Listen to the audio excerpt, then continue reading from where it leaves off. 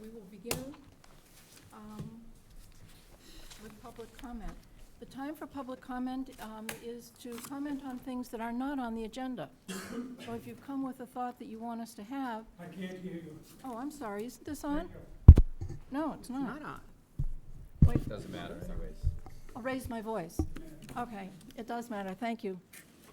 This is the public comment part of the hearing, and if you wish to say something that is about a topic that's not on the agenda, this is the time to do that. Afterwards, you can speak only on the topics that are on the agenda. So is there anyone has a message about something not on the agenda tonight? Yes.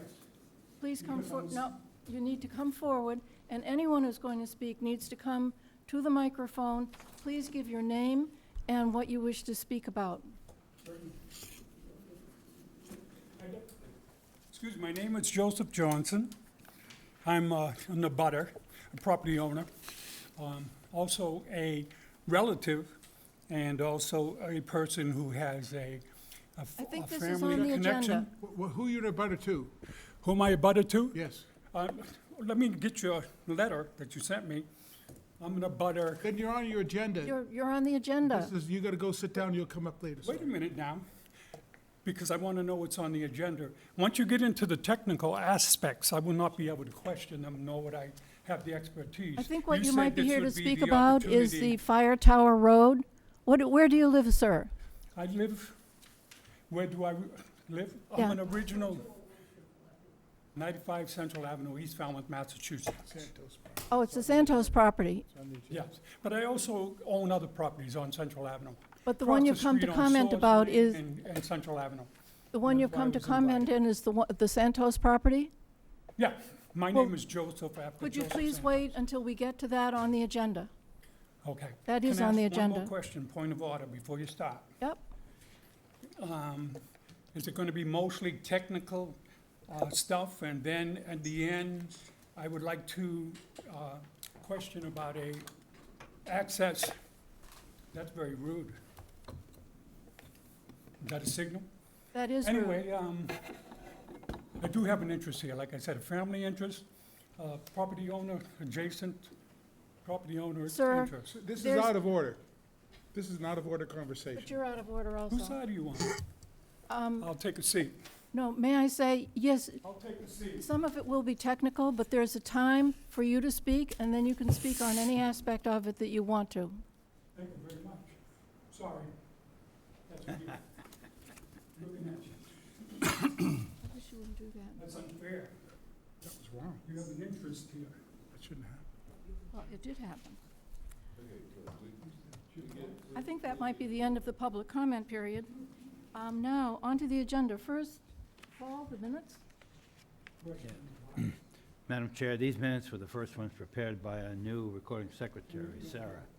Sarah did a very good job, but the consistency is different than what we've been doing over the last several years that I've been involved in it.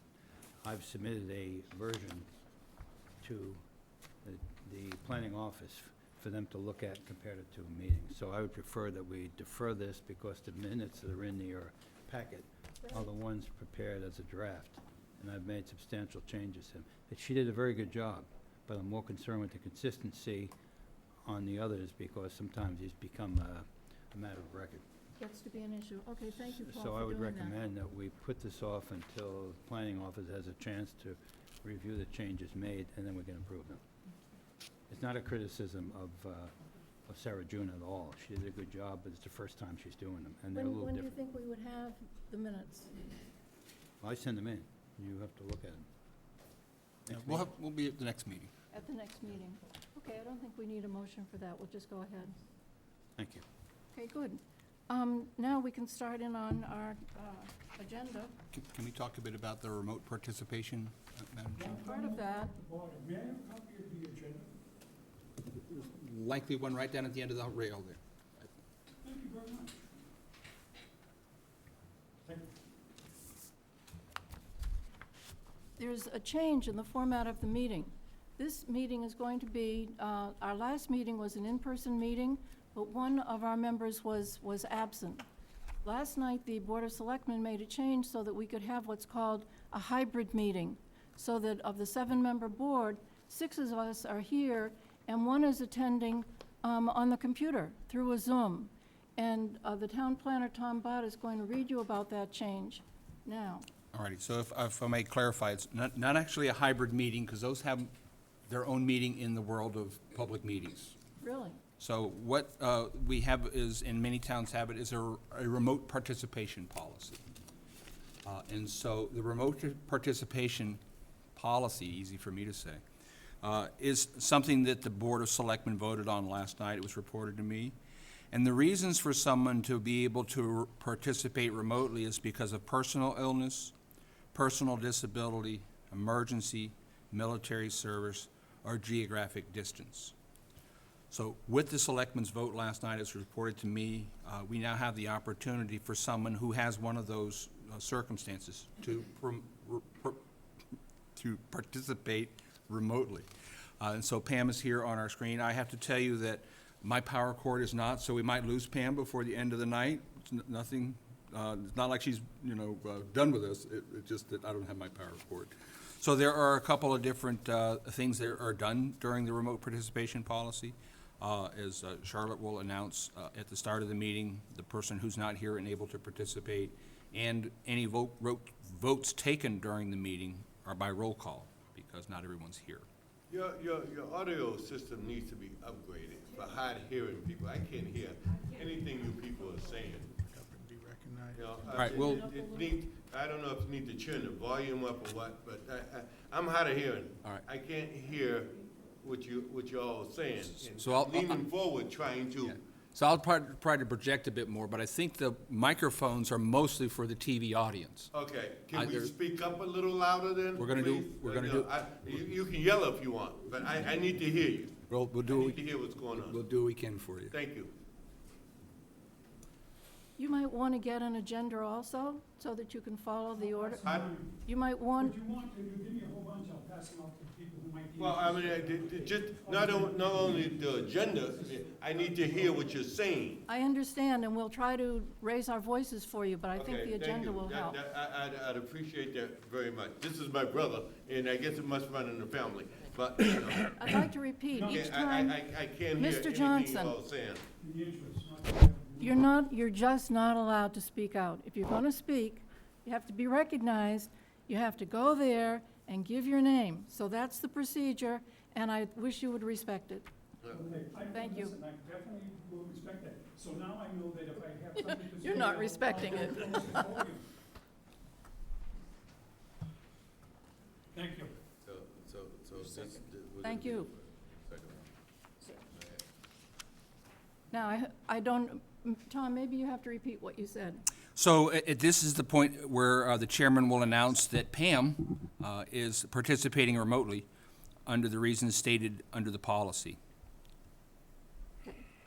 Here, Pam Harding Barrett, who's a member of this board, is participating remotely, and the reason that she is personal illness, which is one of the allowable reasons for participating remotely. The other change that it makes in the procedure, aside from announcing that that's going on, is that we now have to take a roll call vote for each of our votes. So we'll begin with John Drewley at the end and work our way down for each of the votes that we need to take so that there'll be a matter of clear record. I hope you can hear me now. I don't know how long I can speak that loudly, but I'll certainly try. Put the mic closer. Mike, move the mic. No, this microphone's just for the TV. So, moving on. Now, the first thing on our agenda is a request for a release of covenant on Dillon's Way. And we will begin, I'm going to recuse myself. yes, please do. Mr. Drewley is the applicant, and the town planner will present the matter. Yes, as previously discussed, Mr. Drewley has made a request for a release of lots from the covenant. And this is a standard practice the board does. Under Massachusetts general law, there are 3 different ways to have surety. a proper bond, negotiable securities, covenant, or a tri-party agreement, where you've got an agreement with the banker. So essentially, when we do lot releases, do covenant releases, we typically have an estimate for the amount of work that's to be completed, so we know what the value of the bond amount is. And then we have some surety, that bond, that tripartite agreement, and we have a covenant. But as you saw from the information that I provided you, and the information in our training packets for roles and responsibilities of planning boards, the covenant is what we typically see right after a subdivision is approved, and it restricts the sale or construction prior to the completion of infrastructure and utilities. Could you say what property this applies to? The covenant is concerned with, The covenant is concerned with all the properties within a subdivision. and the subdivision is? This is Dillon's Way, formerly Bingaman, as we had.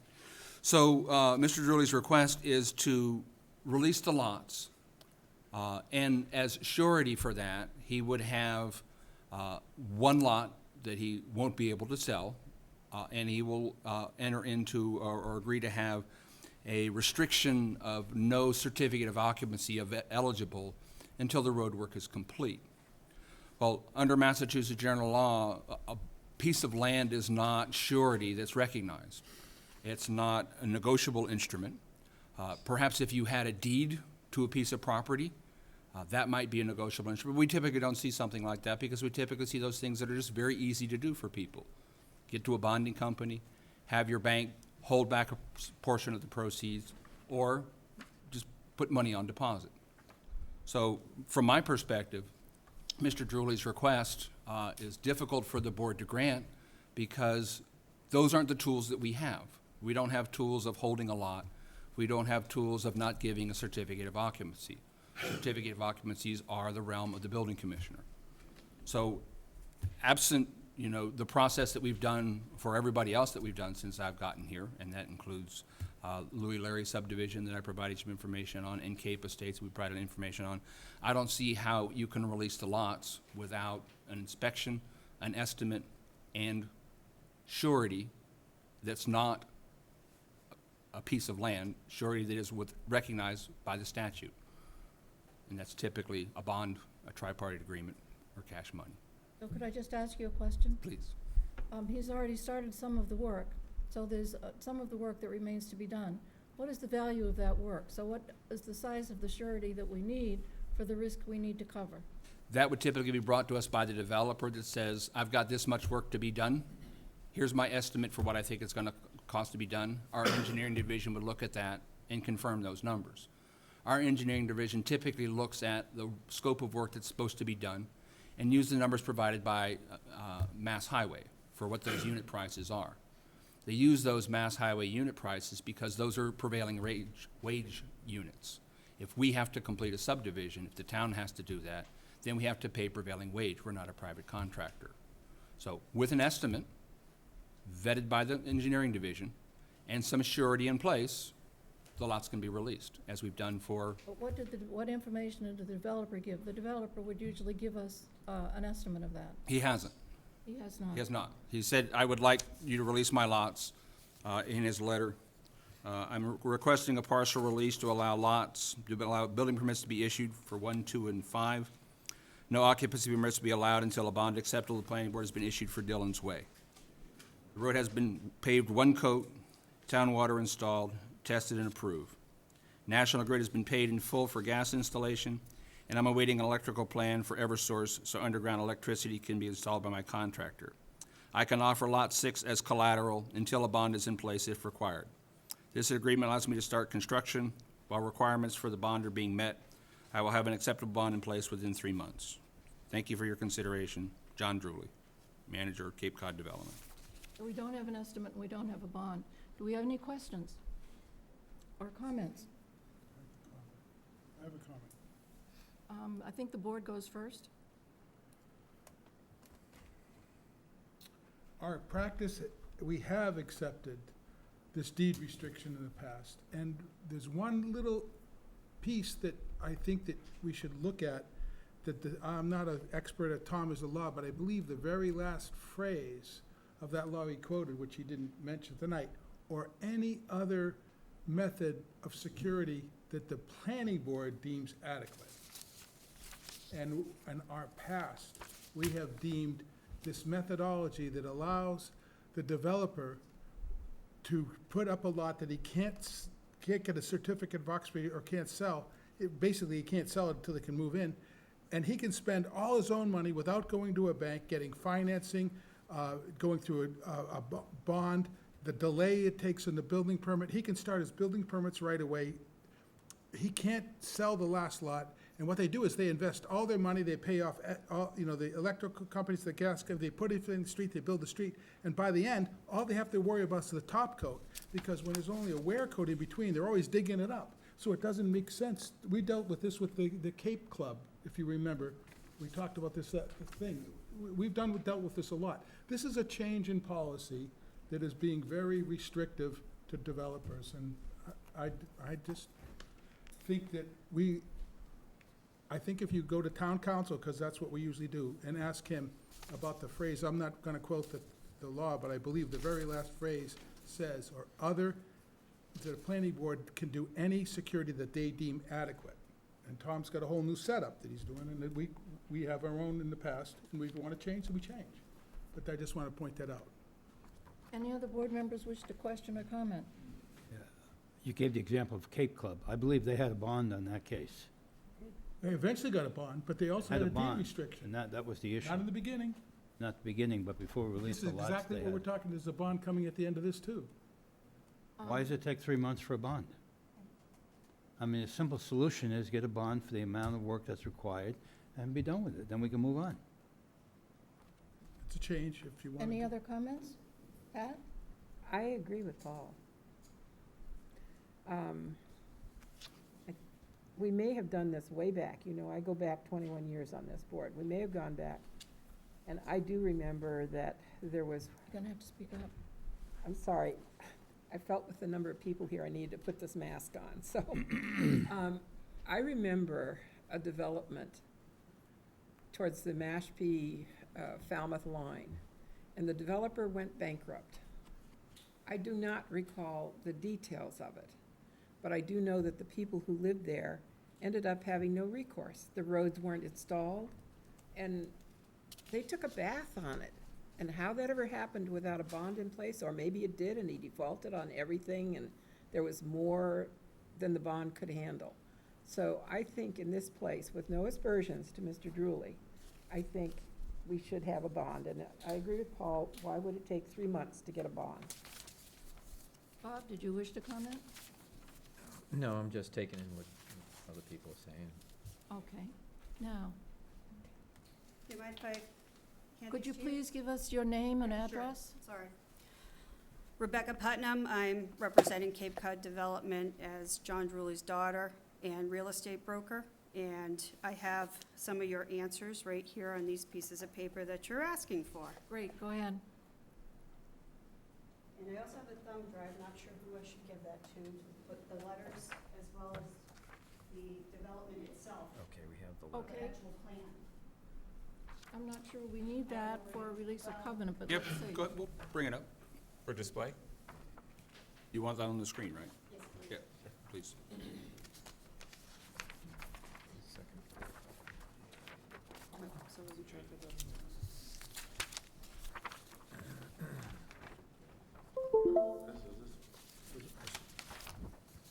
Two sheets.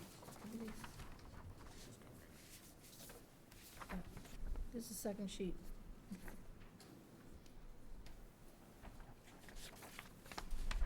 all three.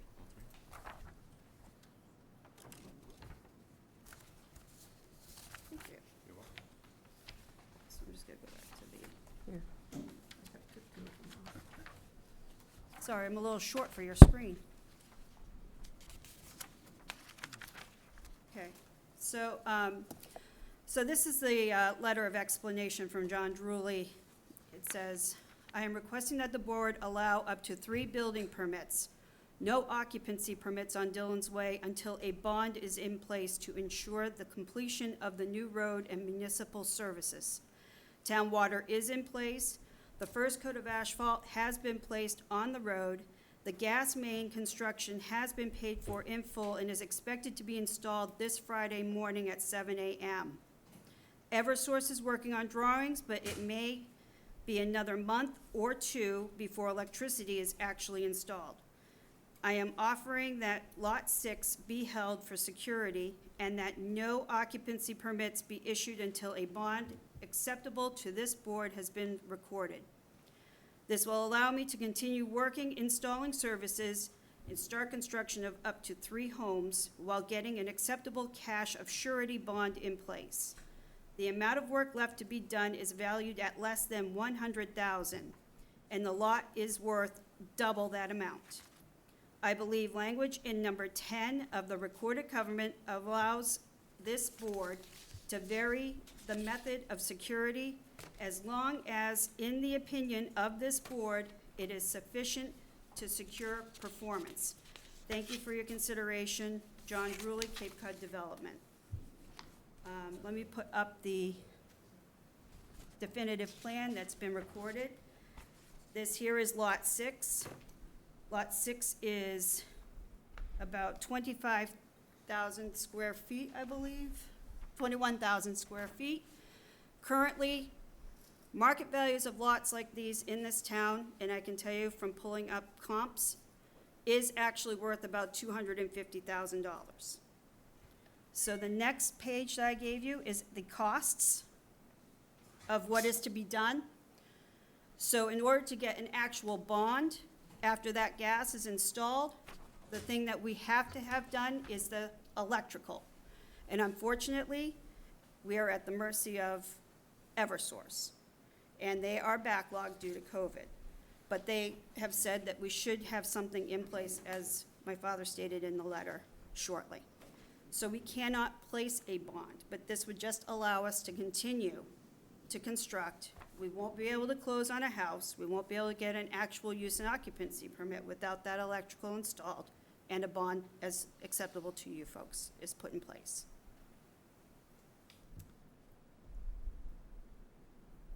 This puts us in a really hard position. The choices of ways to do this that we are given don't include accepting land. It just isn't one of the ways. The choices among which we have to choose are the negotiable securities, things that turn into cash immediately or that are the same as cash. So those are our choices. If we were to do this, we would be changing what we do, and we would, which really we shouldn't do. It's against our own bylaws. But we would also be doing it for a member of our own board. So it would have the appearance of a conflict of interest. Any other board members wish to speak? Has everybody read number 10? Yes, I have read number 10. I'll read it now, or do you want to read it, Bob? You've got a good Sure. voice. Nothing herein shall prohibit the applicant from varying the method of securing the construction of ways and installation of municipal services from time to time, or from securing by one or in part by one and part by another of the methods described in Mass General Law, Chapter 41, Section 81U, as long as such security is sufficient in the opinion of the planning board to secure performance of the construction and installation. But the choices that we have are restricted. By what? May I? I'll read them to you. They're, you've seen them. It's just an unwillingness to accept it. There's, it says performance guarantees can be mixed and matched. Different guarantees can be used at different times. Tripartite agreement among and so forth. But that's not the actual list that we need to go by. Pardon me, what's the source of this information you're reading? Massachusetts General Chapter 41, Section 81U, types of guarantee, proper bond, deposit of money or negotiable securities. Covenant typically restricts sale or construction prior to the completion of infrastructure and utilities, and a tripartite agreement where the lender retains funds under the first mortgage. Can use any one of those combinations. It's in your packet. Right. It's in Massachusetts General Law. So is this language, so we have a conflict here. There was, in our bylaw, Tom, I think it's 24055, is it? Yeah, our bylaws essentially parrot Massachusetts Yeah, they general do, law. but it gives oh,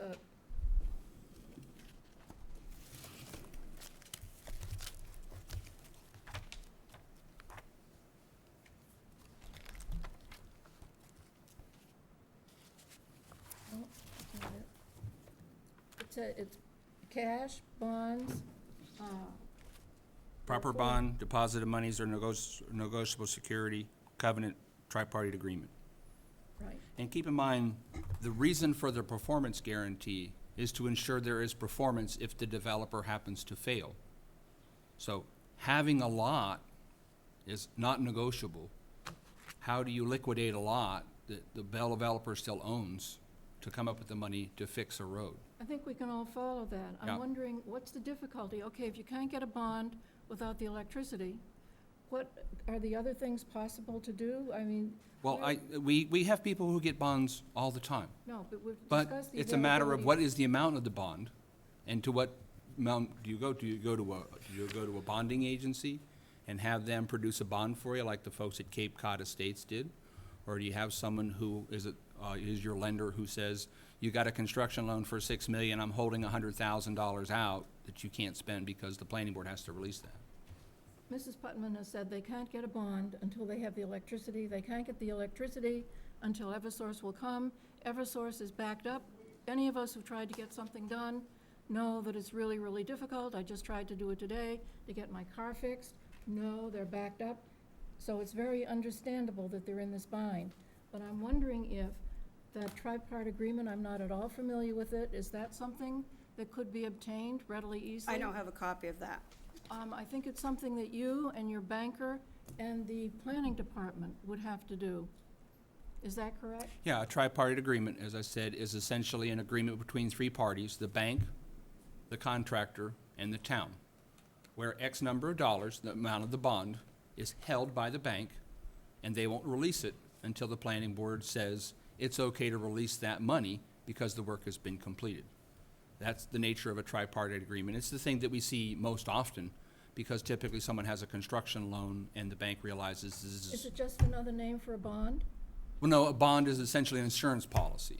Okay, so maybe it would be possible to arrange a tripart agreement quickly and be able to move forward. Well, it would depend on what you folks are looking for in that agreement, because that would have to come from you, I would believe. Well, now we have, actually, I hadn't seen it before, but now we have a document that gives an estimate for the value of the work that needs to be done. Well, the So that would be only, the the only thing foundation that for it. actually is required at this moment, because as you see, we have a final coat of asphalt that doesn't go on until the houses are built. That's what our bond is for. When we get the bond is to make sure that we put that top coat on that actual roadway.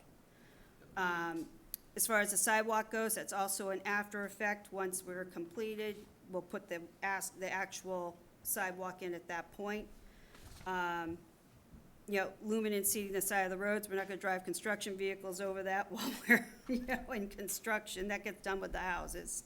It's same with the trees that you guys have requested, and the bound stones get put in while we're constructing. So until we can pull building permits, we're not gonna put bound stones in. I think what I'd like to do, or if the board The would one agree thing to that, do it, I'm sorry, would be to continue this, and in the interim between now and our next meeting, to see if, working with the planning department, we couldn't cobble together some sort of a tripart agreement that would allow you to go forward. sure, because the one thing holding us up is the 35,000 in underground electrical. That's what's holding us up. Does that sound possible? Yeah, like I said, we do this on a pretty regular basis. We'll take this list of figures, we'll give it to engineering to confirm those are actually the numbers, and there may be some additional numbers that come with that. Final coat of asphalt, there's typically amounts. That's actually our actual quote from Lawrence Lynch. That's where we got that figure from. Everything here, we've actually already quoted out quoted. with our contractors. So they're good numbers. These are Well, all actual, they're not fictional, they're actual numbers. It's only 6 lots, it's not a very long road. Well, we'd really like to be able to accommodate you, and I hope that this does. It is a delay of another 2 weeks, but it's better than waiting for the bond. So if it's possible, is that acceptable to the rest of the board? Yeah. Good. If it's okay. Okay, Pam raised her hand too, signaling it's acceptable Oh, to I'm her sorry. too. Do we have to poll the board on that? It's not an actual vote. I think if we're just continuing it, we're not voting on anything. Good. Okay. And thank you, Pam. I have to get used to this. Yeah? It's Pam. Can I ask you a question? Sure. Is it possible to get an opinion from town council? I don't think we need to. I think that if the parties find they need town council, they have his number. Yeah, I'd be happy to chat with town council. Right. In fact, you know how helpful Frank is. He arranged for your involvement here. And I am grateful. Yes, I am too. So I think we're done till our next meeting, which is the 28th? Yes, ma'am, 2 weeks. 2 weeks, the 28th. Okay. I will have him discuss that and figure out what he would like to do. Great, thank you. Thank you. Yep. Art School was standing there wanting to say something. May I speak on the topic? The same topic? Yes. Yes, please go ahead. I don't have a dog in the fight, but listening, and Jim brings up a important point, just for precedent's sake, for the board consideration. The Cape Club was given a bridge for collateral of 2 lots of the 14 that before the bond was actually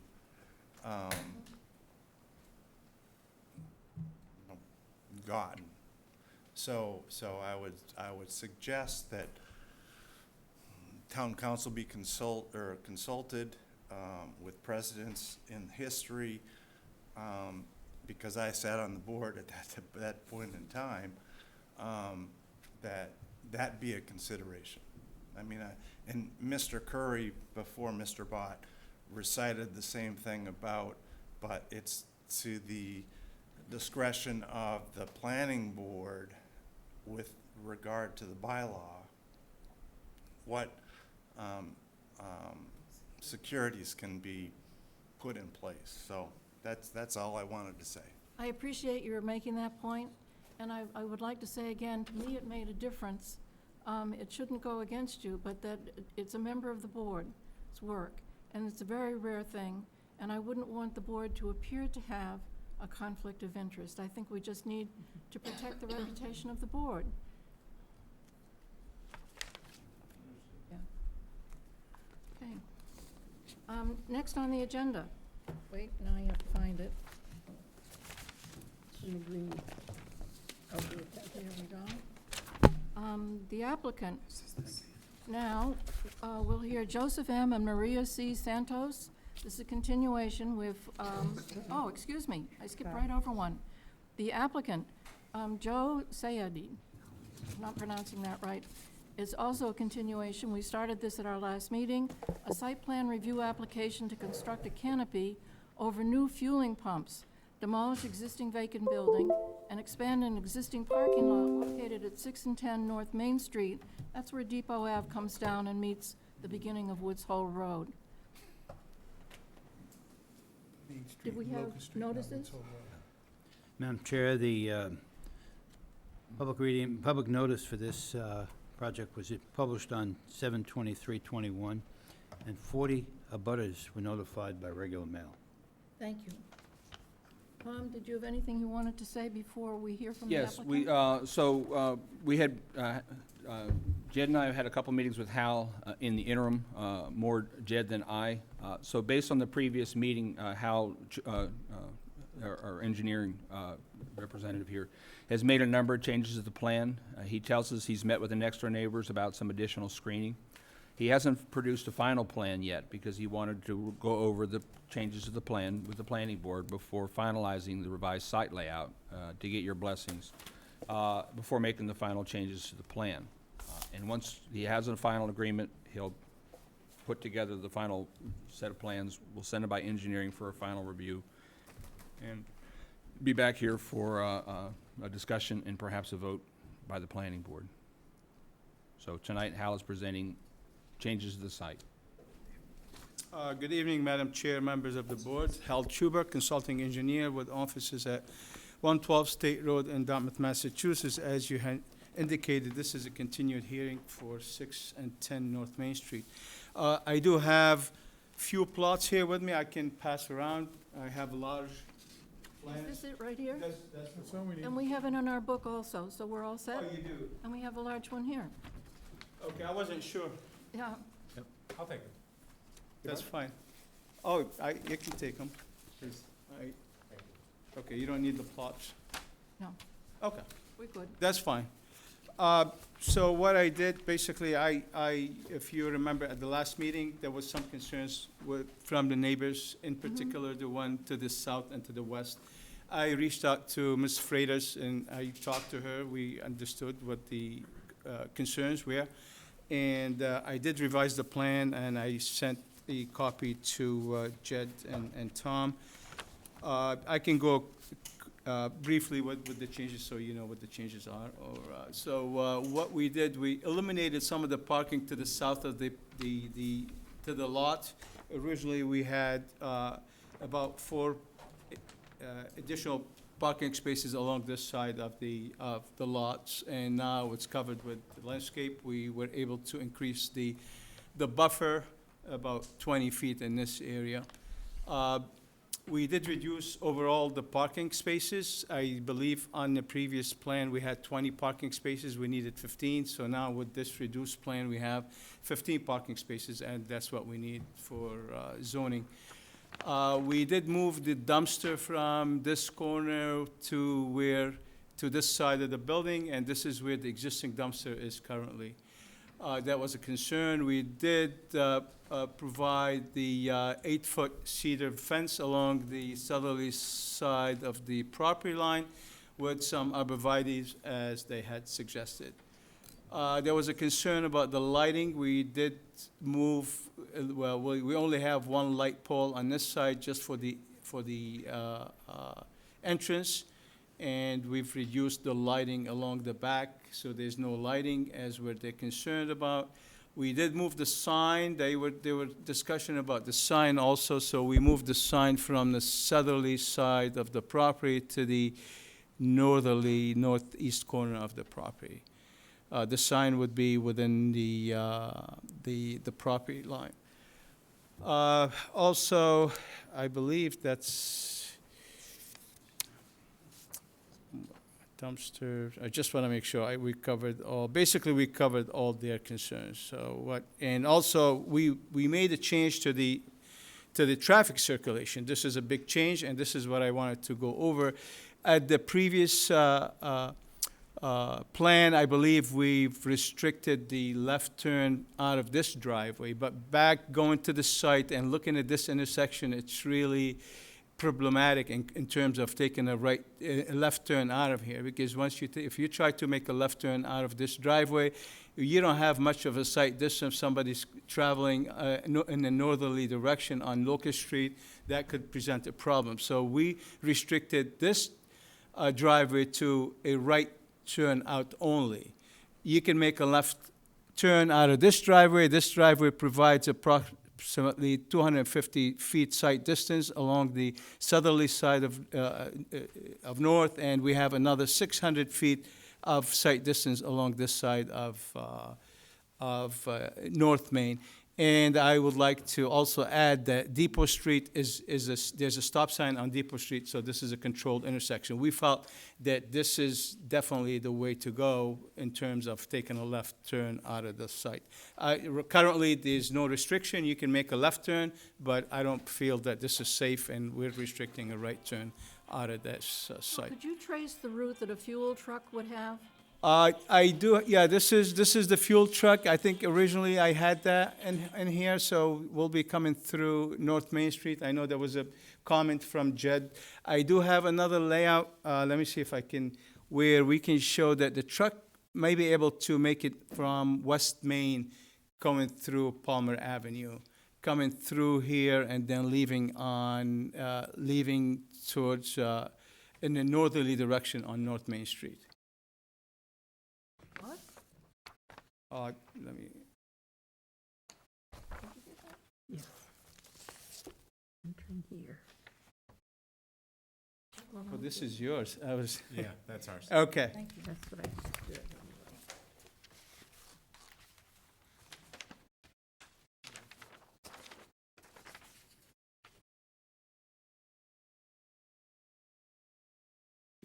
This is access plan. Yeah, there's also this is the truck template, Yeah, showing the truck coming down on West Main Street, making a left turn at the site, and then exiting through this site onto North Main Street, going in a northerly direction. so they can do it that way. How would they? Both ways, they can do it both ways. The only difference on the other one, they would have, and I did talk to the owner, he's in the business, they said sometimes they go down Locust Street and they turn at the 7-Eleven if they have to. And they come back. Yes, and they come back, and this is what they've been doing now, so. Right, you have, it looked to me from this list you provided us that you made all the changes that were brought forward at the last meeting. I did, Yeah, thank you. and the only difference here tonight, I didn't want to make the changes to the other sheets because this would affect the lighting, the stormwater, and I wanted to get the board's blessing basically on the layout, so we both agreed that this is the layout, and then we can go back and address the comments from other. Have you spoken with the abutter? I did talk to her. She's not here tonight, so I assume she's okay, and I'm not sure if Tom or Jed had a chance to talk to her, but I did speak with her, and she said she was all set. I have a question for you, sir. I drove around there since our last meeting, and when you come, there's a concrete or cinder block wall, a quite tall wall, between the house that's going to be torn down, the little shop that you're going to tear Yeah. down, and the house on the corner that's the historic building. Who owns that wall? High wall? Yeah. I'm not aware if it's on our property. If it's on property, we'll be coming down with the demolition of the building. Okay. I'm not aware of the survey, there's any, let me check the survey plan, maybe I can.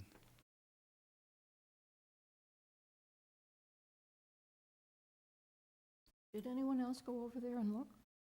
I drive by there all the time. I don't remember ever Do seeing you a know the wall wall. I mean? Sorry? Have you seen that wall? No. No. I don't remember a wall.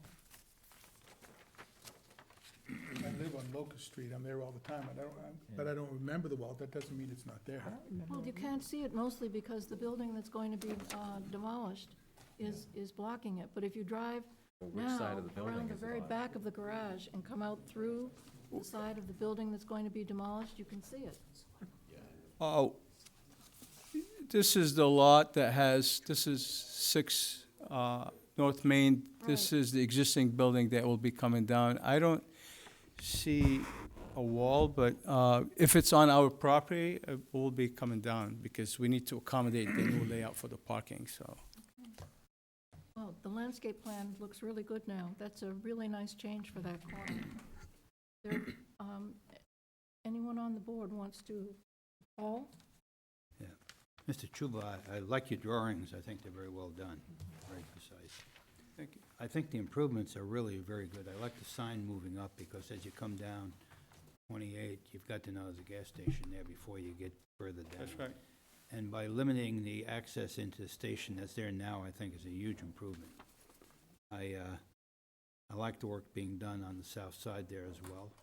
And I think you've moved a lot of things around that we requested, so I think the very positive changes have been made.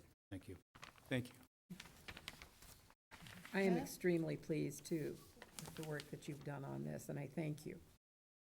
Thank you. I think allowing the trucks to come in and go around and get out, going up North Main Street is a huge improvement.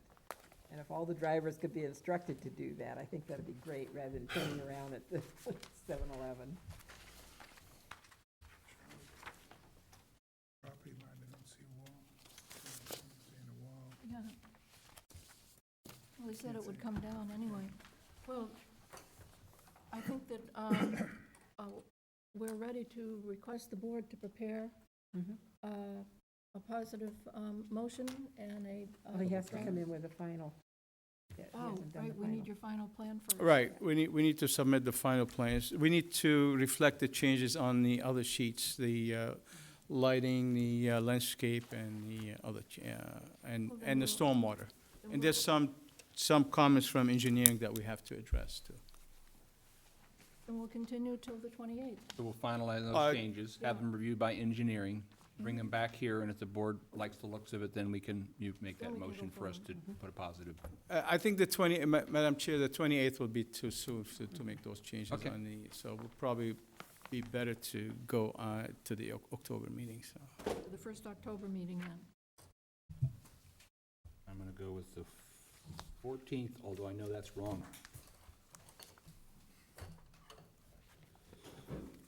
October 12th.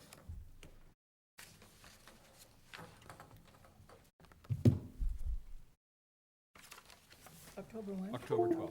Wow.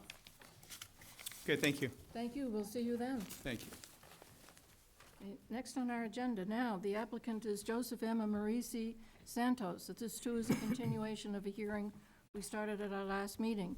This is a definitive plan application to create a 4-lot subdivision at 187 Central Avenue. All right, if I may, Madam Chair?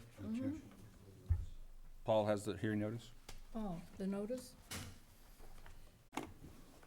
Madam Chair, the notice of the public meeting for this project was published on 8/6/21 and 8/13/21, and 14 abutters were notified by regular mail.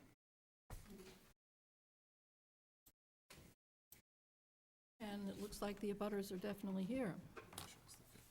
Okay, Tom, would you like to? Yes, so this is 187 Central, it's a definitive plan. So the applicant's proposing to demolish an existing single-family dwelling and build a conventional 4-lot subdivision. We opened the hearing on 8/24, but none of the applicant's team could attend, so with their assistance, we re-notified all the abutters and invited them back, and happy to see them here with us. You know, some of the interesting things about our bylaws, as we get more and more into them, is that in the AGA zoning district, you require 100 foot of frontage. But in our definitions of lot frontage includes a second sentence that says, frontage requirements for up to 3 lots on the arc of a curve at the end of a cul-de-sac may be reduced to no less than 60% of the required minimum. So even though 100 foot is minimum frontage, our bylaw says you can make them 60% at the end of a cul-de-sac. We don't really know why. There's no requirement for approving it or for not approving it. But we did go back and look at a number of previous subdivisions, and they're all in there. So it's been a fairly common, and it's not out of the ordinary because it's in your zoning bylaw, but it's just curious that that would be in there. So there are a couple of trees that are in the road right-of-way that will require a tree hearing, and that tree hearing is scheduled for October 25th. A number of waivers have been requested that the applicant will get into, and at this point, I'll turn it back to you, Madam Chair. Okay, and you're going to speak for the applicant? Would you give your name and address and your connection to the project? Good evening. Mark Dibb with Cape and Islands Engineering. I'm new to the company. I don't even know my address here.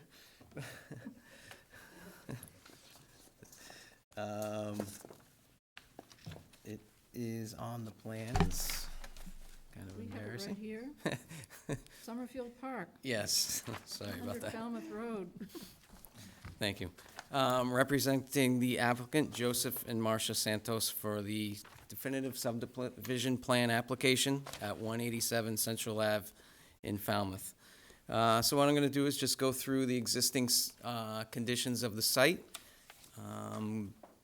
review the proposed subdivision, as well as go through the waivers that we are requesting as part of this proposal. So the site is at 187 Central Ave. To the north and south are additional single-family residents, as well as to the northwest, there is a Town of Falmouth lot, and it's also bordered on the east by Bourne's Pond, a water body. The site contains a single-family residence that would would be proposed to be demolished, as well as the remainder of the site is essentially vacant with wooded areas and some cart paths throughout the property. The proposal tonight is to subdivide the lot into 4 lots that, as far as dimensional requirements, meets zoning for the town of Falmouth. The current proposal is a cul-de-sac that is 490 feet long from 495 feet long from the sideline of Central Ave to the center of the cul-de-sac.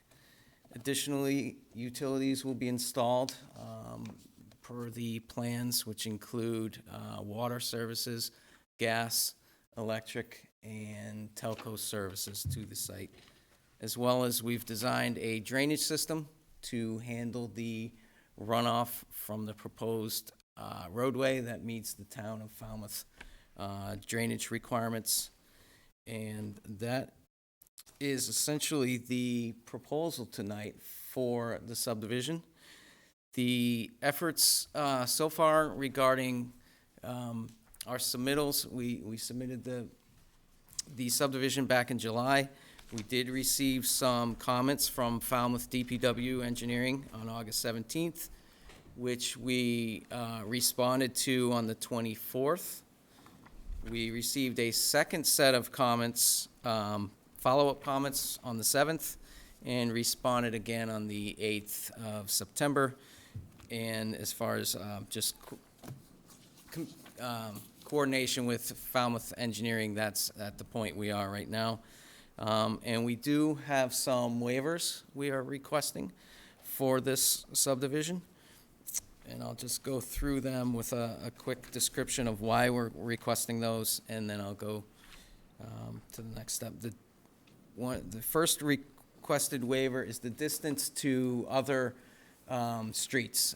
There is one lane, Soares Lane, at about 240 feet. You can see it down on the bottom. It's another small residential 3-lot subdivision that we are requesting a waiver from. Streetlights, we are proposing a light on a new pole at the corner of Central and the project. However, we are not proposing an additional light at the cul-de-sac. We anticipate street lighting from the residents would handle lighting on the cul-de-sac, but that is just a waiver we are requesting from the board. A more technical waiver is grades of more than 2% within 100 feet of the intersection. Our grades need to be 2% or less within 100 feet. We are requesting a waiver. We have a proposed grade of about 4.9% at a distance of about 80 from the intersection. So we're starting to come down a hill. And the reasoning for this is to reduce cuts and fills. It significantly reduces the cuts and fills in an attempt to preserve as much of the natural area and reduce major grading. Is actually an intent of one of your other sections, protection of natural resources. So we're requesting that waiver. It will not affect the visibility entering and exiting this road. It's only a vertical change of just inches, changing this percentage. So we are requesting a waiver from that. A requirement within your cross-section is a grass shoulder width of 11 feet.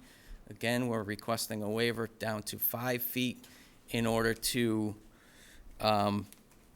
remove as few trees as necessary to get this roadway in and preserve the natural vegetation. We are also requesting a waiver on a sidewalk from Central to the rear of the property. It's a 4-lot subdivision with a 22-foot wide roadway. We feel that pedestrian access could be adequate without a sidewalk, so it's just a waiver we're requesting. And last one we are requesting is a partial waiver from street trees. Let me just go to...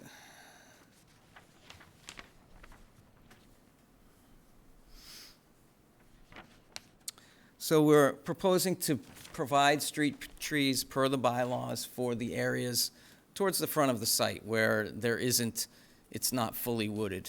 Again, once we get back to the wooded portion of the site, we feel if we can preserve as much natural vegetation as possible, those street trees should not be needed and be as vital. But definitely in the open front portion of the site, we're proposing trees as necessary to meet the bylaws. There's a number of trees on each side of the roadway. And those are the waivers we've requested. Initial submittals did have some additional waivers that we were able to reduce through engineering comments and responding to comments.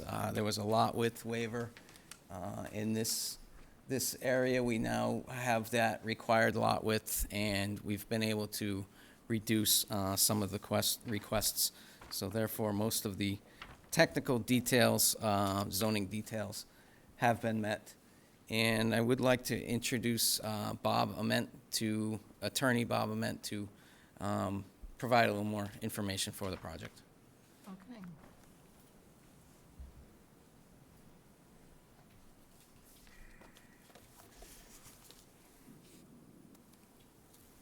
Thank you, Matt. Was that your first presentation to the planning board in Falmouth? In Falmouth, yes.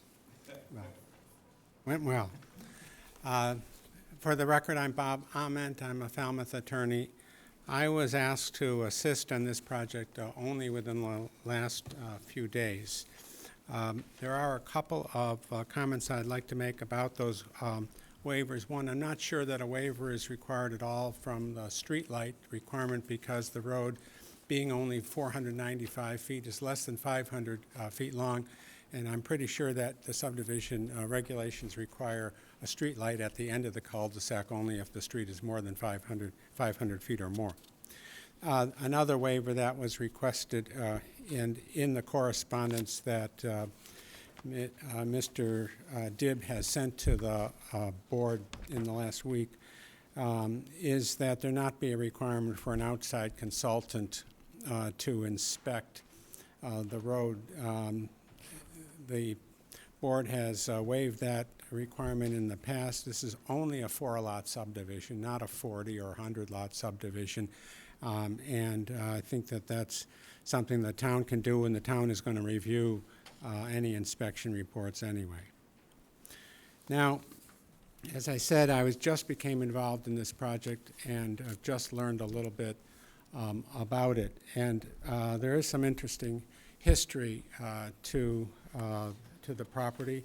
And Mr. Dibb wasn't aware of this either, so we should have been aware of it, but it's important information. There was a subdivision approved by the planning board in 2006, June 21, 2006. That was essentially the same plan. A little bit of difference, but the zoning was almost the same at the time. If not as applied to this project, all the same. And the planning board approved a 4-lot subdivision. I reviewed the file, but only briefly, because it's a substantial file, in the planning board's office today. I did make a copy of the subdivision plan, so for your record, I'll give you a copy of that. And it shows a road that extends past the Johnson property that's to the southeast, and then has a cul-de-sac, and it was approved by the planning board. Abutters appealed the decision to the land court. That was in 2007, excuse me, 2007 that the decision was issued. The land court decision didn't come down until 2011. Gives you an idea of how slow the process can be, and I'll tell you, very expensive too. And a number of issues were raised in that. First of all, the planning board's approval of the subdivision was upheld by the land court. But in the course of the litigation,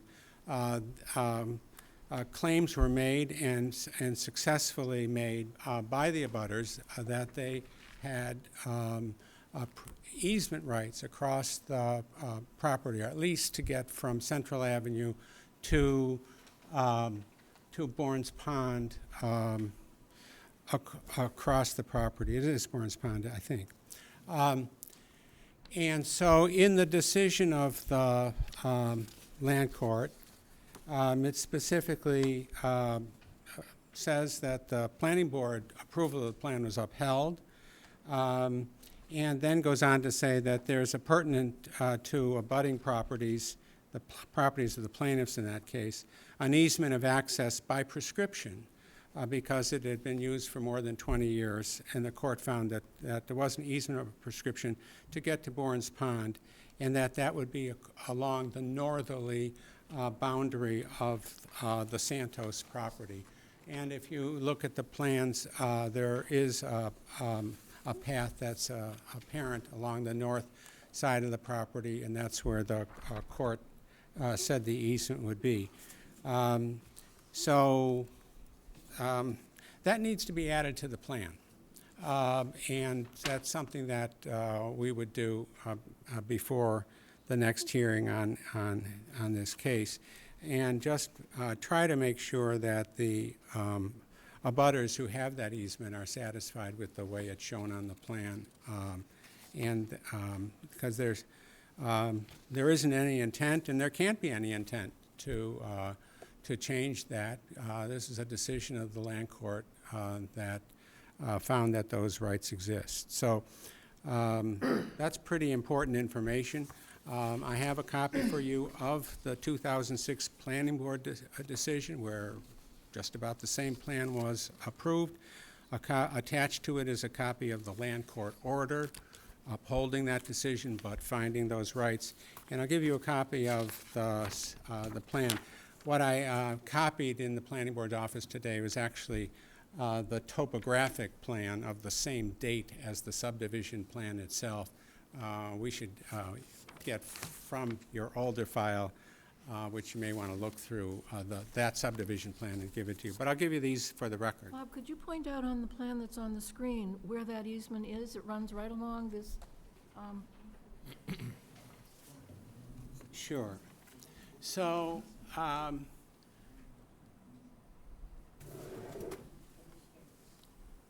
there. Okay, so there's the north side of the Santos property. yeah? And what the land court said is that the easement was there. Now, the land court order also, to be complete, says the easement follows the northerly boundary of the Santos property as depicted in exhibits 19, 20, and 21. Now, those exhibits, the court was referring to trial court exhibits introduced at the trial. Those were not available in the planning board file. I contacted the town council to see if he had them. I also contacted this afternoon the attorney for the Santos in that litigation to see if I could get those exhibits because they would tell us where. But I've looked on an aerial photograph of, and you could see on that a path on the north side. The plan that Mr. Dibbs prepared shows a path on the north side. It also shows on this 2007 topographic plan, and it shows that it connects into where the road is approved. The aerial photograph actually indicates that the path comes along here, and around here crosses over to here, into here. I think it probably connects to the driveway, the circular driveway that's over here. Anyway, well, the old aerial photographs suggest that it did, but whether it did or didn't, the road that's proposed to be built ties into the path and presumably will provide the kind of access that is needed. Also, Massachusetts law has changed over the years, and now the owner of a property like Santos has a right to relocate the location of an easement as long as it provides adequate access to where you're trying to get to.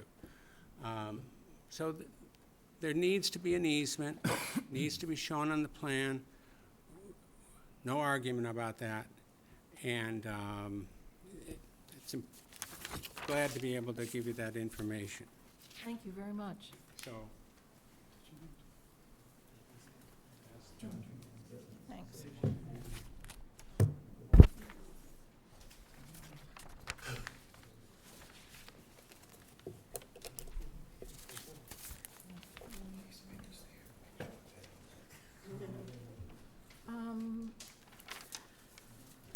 I think we'll Hi, I was the one that went to the land Pardon, court. ma'am, if you would. So if I could just reiterate, so how we do this is the applicant makes a presentation, the board asks questions, and then the board will ask the audience if you have comments. Oh. So right now, we're at the part where the board is still asking questions about what's going on, and we'll get to you guys in a couple, Fine. all right? Thank you. So, questions? No. No? This is a hearing. No, I think we're going to hold our questions till we've heard from the abutters. All right. So, if among the people who've come to speak, I don't know how you're going to decide who's first, but go ahead. That nice lady who's getting all the exercise, maybe she should. Right, okay. I'm very sorry my timing's so bad.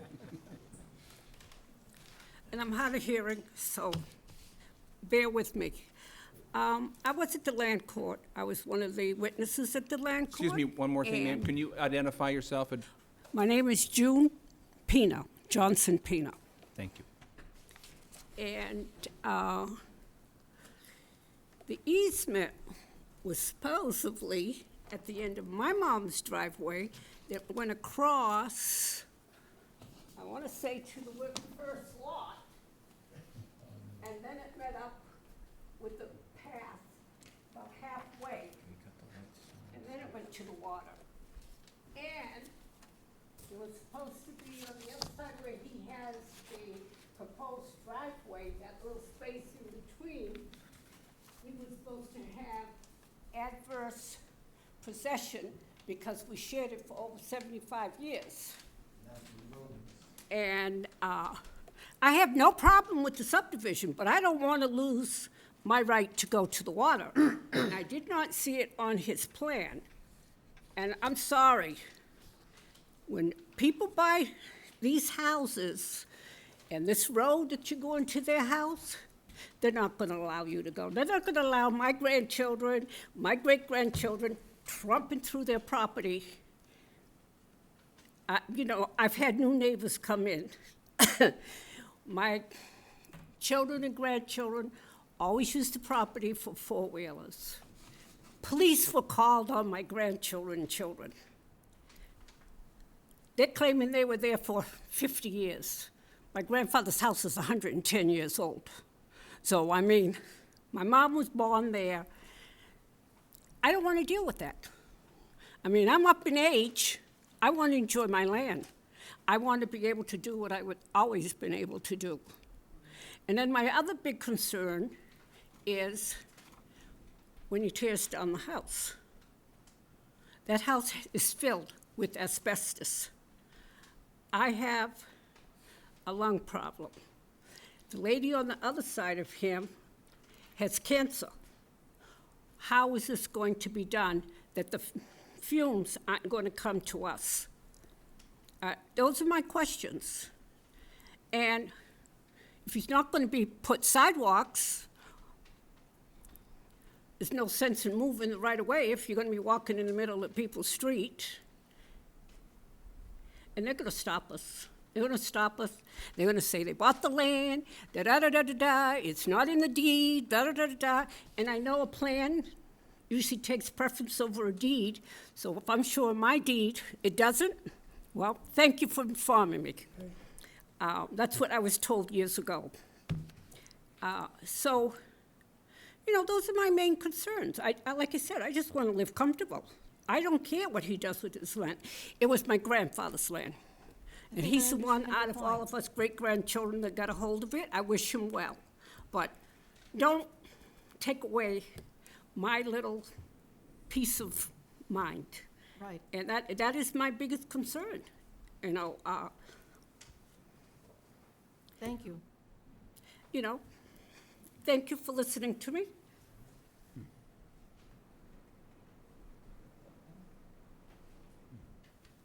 Who else would like to speak? Mr. Johnson? Thank you, June. Like June said, we've been there for 100 years. And actually, the people that are going to be moving there will be the, Excuse me, Mr. Newcomers. Johnson, can you identify yourself, please? yes, I will. My name is Joseph Johnson, named after my grandfather who originally purchased the land. His name was Joseph Santos, immigrated from Cape Verde in Africa, and was a two-job man. You've probably heard that in the comedy shows. He worked 24/7. He ran his farm. There was a farm there. He grew strawberries and sold them. He had cows, pigs, ducks, the whole 9 yards, an orchard. And he worked in his, didn't drink. He worked during the day, shoveling coal right up here at Falmouth Coal Company, off of freight trains, and then rode his bicycle back to East Falmouth and tended to his property. He died young. He died at 60 years old in 1940, just before World War II. And our family has been there, our extended family, 3 generations, I don't know, maybe 4, with the younger children. And we've always had access to that property. We were shielded from the rest of the world, if you will. 8 acres in total, and wooded. After, the farm, nobody was interested in farming after World War II in our family, and went into trades and professions.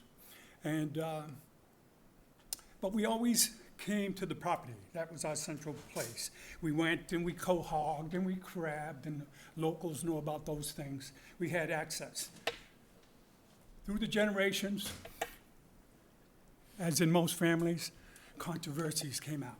Who owns what, especially when property values and speculators are looking and seeing an opportunity to make something that's whole into pieces.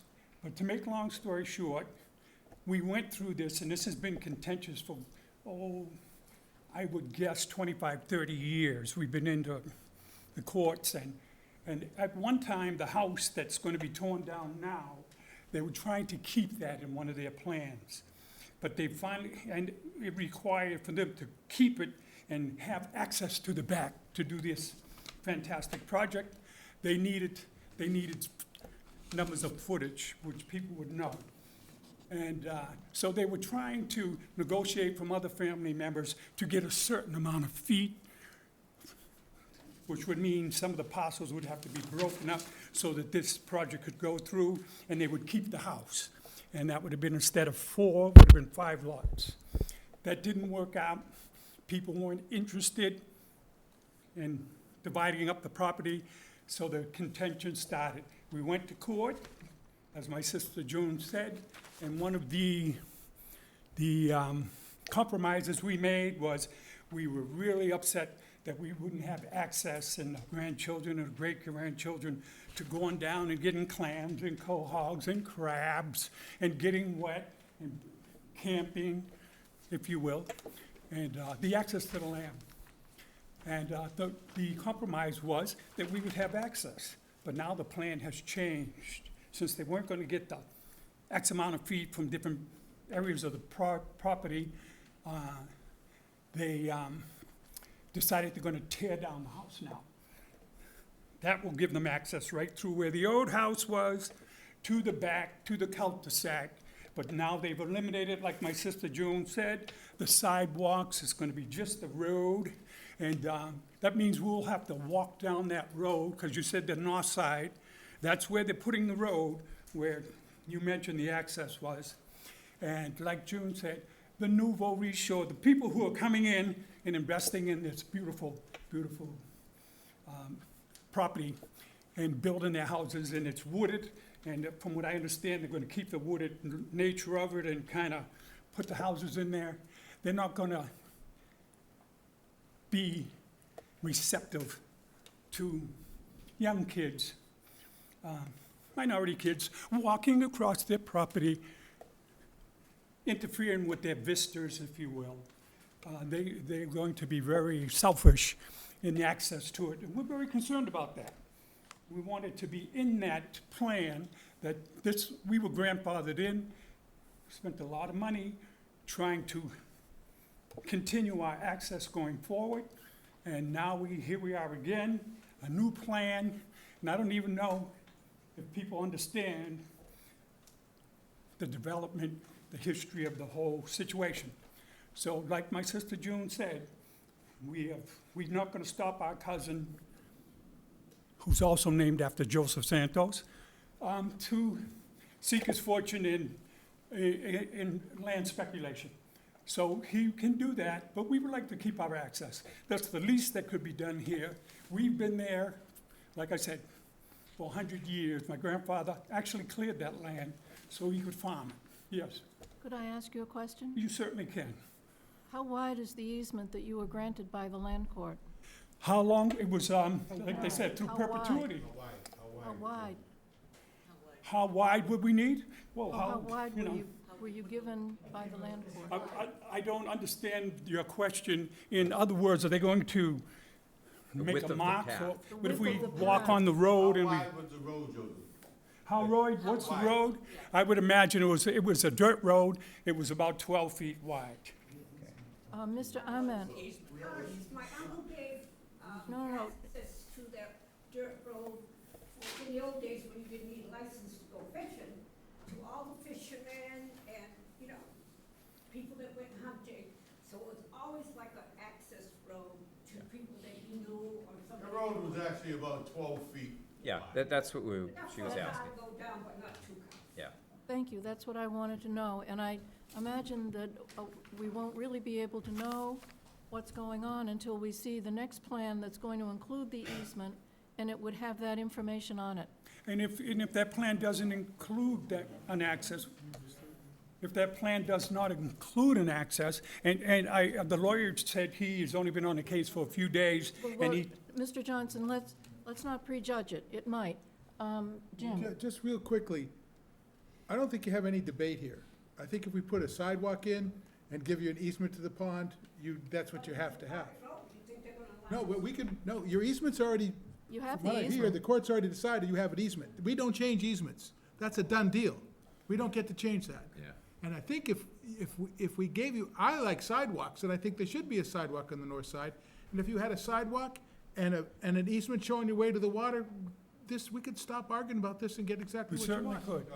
The Okay, sidewalk. one at a time, but I just think, I'll wait till I there's a get- solution here, There's and I an think you just need to give the applicant some time. That's it. There's a solution here. Is that good? My right to the easement for $1,000, but you offered another family. I would- No, that's gone by. You already have the easement. We have some family conflicts, as you can tell. But we did negotiate a while ago for this easement, and now it seems like they're trying to hop over it. No, And, no, and excuse me, if I could just add one more thing. The lawyer mentioned that the easement would be at the behest of the property owners in the future. But he might have been misspoke.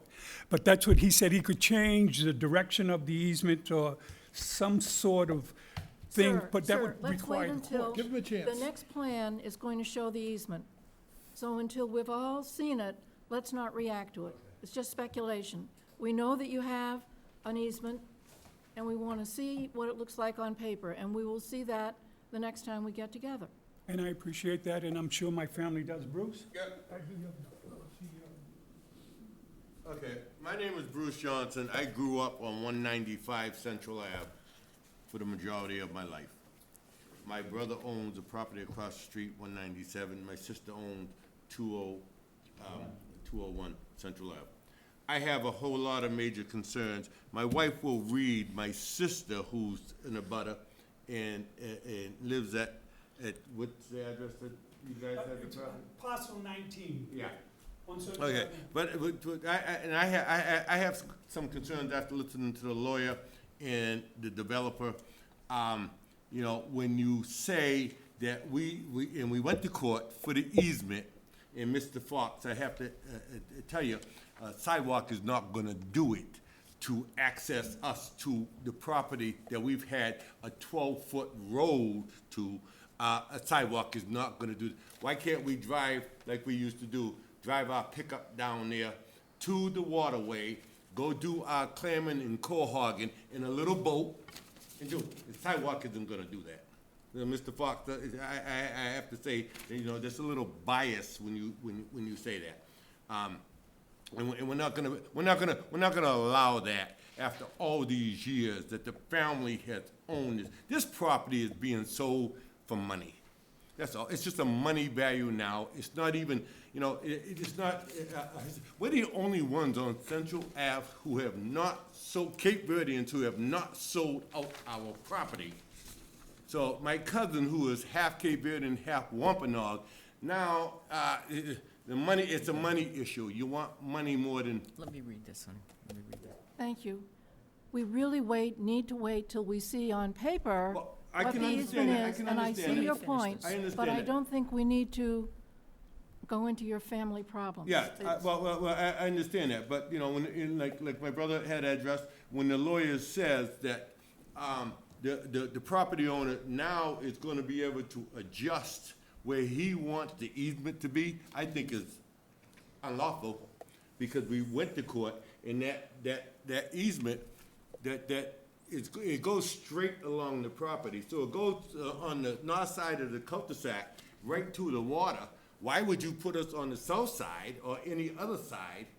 I think what we're going to see is whatever the court decided. Okay, well, okay. won't be So- something So we need the different. court plan, what the That's court right. said. So until we have it, let's not react. Okay, okay. So let's let my wife read the issues that my sister addressed. And we probably mentioned some of these, but let her go ahead and read them. This is from Bernice Johnson, who lives in Florida, so she couldn't be here, so she asked would I read this. She's in a butter. She has land up here. She says, "The document for definitive subdivision approval is quite impressive, and by no means do I not believe that said owners, Joseph and Marcia Santos, are entitled to develop their land. But I have concerns pertaining to this definitive subdivision. They are as follows. The 5 waivers for sections 305-24A6, 305-24B6, 305-30, 305-34, and 305-40 requested from the applicants need evaluation before permitting their requests. I realize that rules and regulations at times are antiquated or not relevant in certain cases. This, I believe, is not the condition in this matter. I ask myself, if not necessary or needing adherence, why were they established in the first place? Especially when safety issues are a factor with the removal of these regulations. The town of Falmouth rules and regulations were established for the betterment of the town and its residents. Therefore, allowing exceptions of this magnitude can only present a precedent for other contractors to follow. Are these waivers requested to save expenses or to cut corners? Why not follow the safety factors established by the Falmouth Board? I note my reasons of concern in the following statements. For example, Section 305-24 Streets A6, applicants request a waiver to reduce the footage between intersecting street lines from 300 to 240 feet apart, comparing it to Soares Lane. This lane was established over 50 years ago when there was less traffic on Central Ave and fewer dwellings abutting Soares Lane, so the comparison is not of equal relevance.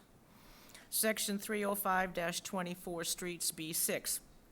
The applicant is asking to lessen the footage needed for grades at intersections to a little less than 1%, 48 inches, than the required 2%, or 100 feet. The reduction of space provides little and gives little room for vehicles. Section 305-30, sidewalks, grass plots, and street trees.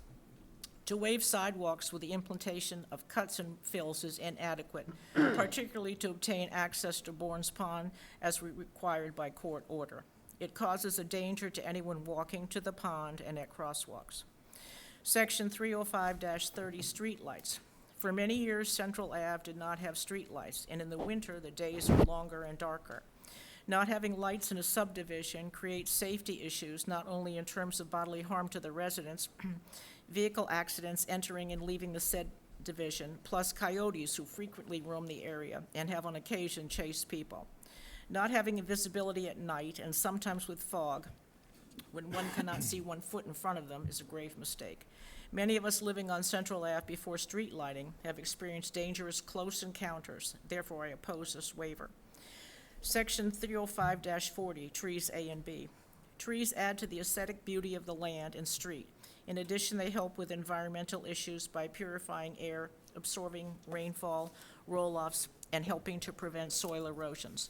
Why wouldn't one want to support the town's ordinances, except for saving money and cost effectiveness, and not much else about how it affects regulations? In addition, in the application of the proposed plan, it does not address the asbestos removal and containment from the said dwelling's demolition of 187 Central Ave in order to construct a road, as well as extermination of the existing habitat of a den of rats in the basement.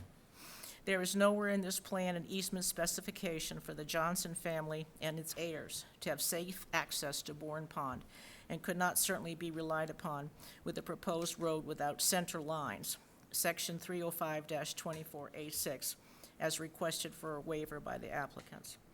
By approving these waivers, how are the residents of Falmouth or existing abutters benefiting from it?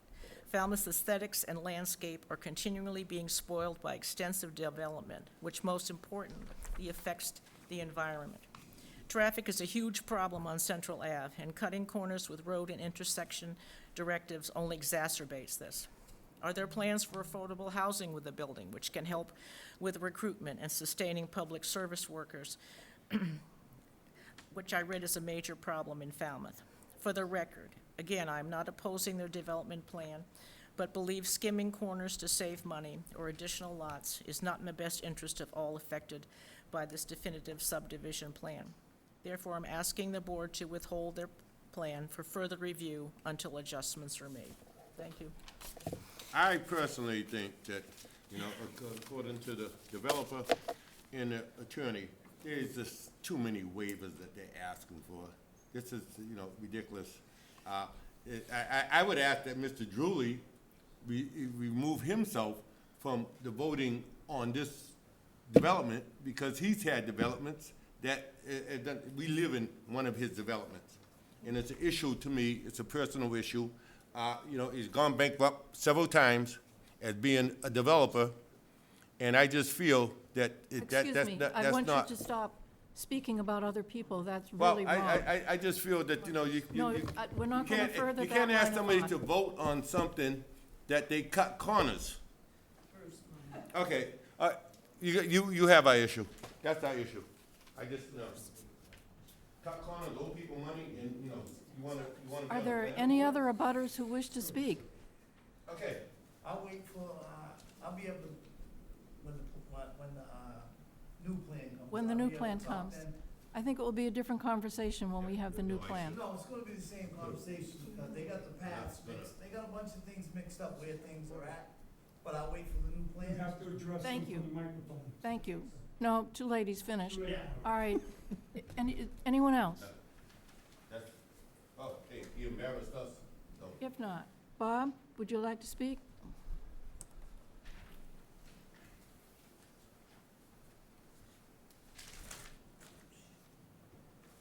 Just a couple of points. I mean, we appreciate that the family has easement rights, as I've made abundantly clear, and we need to find out more about the court decision. We're in a fortunate position here, actually, because the court has already Bob, that decided. microphone is for the TV people. It's not for the room, so you have to raise your voice more than you might want to. Please. I was saying that we're in a fortunate position because the land court has already addressed the issues and determined what the easements are, determined, among other things, that there is no adverse possession, there were no implied easements, but, yes, a prescriptive easement, and limited to what the court described. We have to find out more about that. We have to show it on the plan. We have to see if it makes sense to, if there are any adjustments that would be helpful to everybody involved. We will do those things. We have some information, even from the plan that I've given you today, which shows the easement all along that north side of the property, and then cutting into where the proposed road is to be. And at places, and it says this on the plan, we didn't make it up, 2006 plan, one place existing 6-foot wide path. Another place it says existing 5-foot wide path. It looks wider when it gets farther away from the pond. But we really need to see those courtroom exhibits and then end up with the right result. Thank you. Thank you. Can I address that? I don't know that you could really add to it. Let's wait until we see the adjusted plan. Okay, well, he's telling you what the measurements are, and so why Oh, he isn't. He is saying why won't I he's be going to able find- to adjust that? He's telling you what the adjustments are, and the Excuse fact is, me. trees He's going grow. to find records, and he's going to bring back another plan. Okay. And we'll All right. continue until then. Okay, because trees grow, so, things closed up a little bit, The original, I can tell you what the original footage was. I was a kid, I clammed, cohogged, and did all that there. But we'll go ahead and wait until they come with that, and we'll go from there. This isn't gonna be just a one-sided fight. It's gonna be, we don't care about the development. What we care about is the environment and our ability to access what we've been doing all of our lives. Sir, I think I understand your concerns. I think we've all heard them, and we're going to continue to the next time that you feel you will have the amended plans ready. Okay, thank you. Thank you. Do we have a date for that? We have to make a motion. Do we have a date for that? Well, we actually have to ask how long we think from the We applicant it's need to going to take. find out Yep. when they can be ready. Sir, Bob and the engineer, when do you think you could be ready? Well, hopefully we can find those exhibits very quickly, if we can. And, Would you like to stay in touch with Tom and set a date once Well, you... we need to continue tonight so the neighbors know when we're having our next meeting. Ah. So Need to pick do a we date. want to roll this out? Well, why don't we schedule it for 2 weeks? And we need one continuance to ask for it. We could give the neighbors a courtesy of letting them know where we are in this process. We'd be happy to do that. Go and ask for continuance. Okay, good, yes. 2 weeks. Robert, Eddie Kirk is the one that handled this, so it's. Excuse me, What happened with speaking? wait, if you're going to speak, you have to go there and say you're...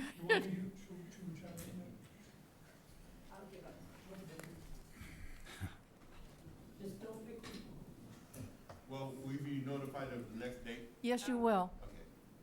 I was just gonna suggest to Robert, I don't know if it would save time or not for him or not.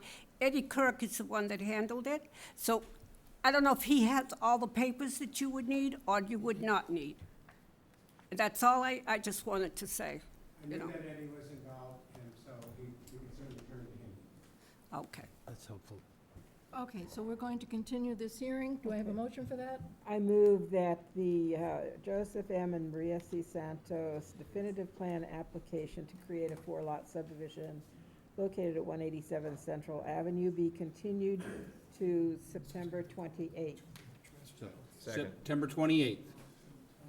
All in favor? Oh, wait, we have to poll. John? You in Aye. favor? Bob? Aye. Aye. Jim? Charlotte? Aye. Aye. And Pat? And And Pam. Paul? And Pam's got her Pam. hand up. Pam, Pam, yes. Pam's gonna So handle all in favor, and it's September 28th. Thank Okay. you. Thank you. Thank you. That was a little rocky, but we got there.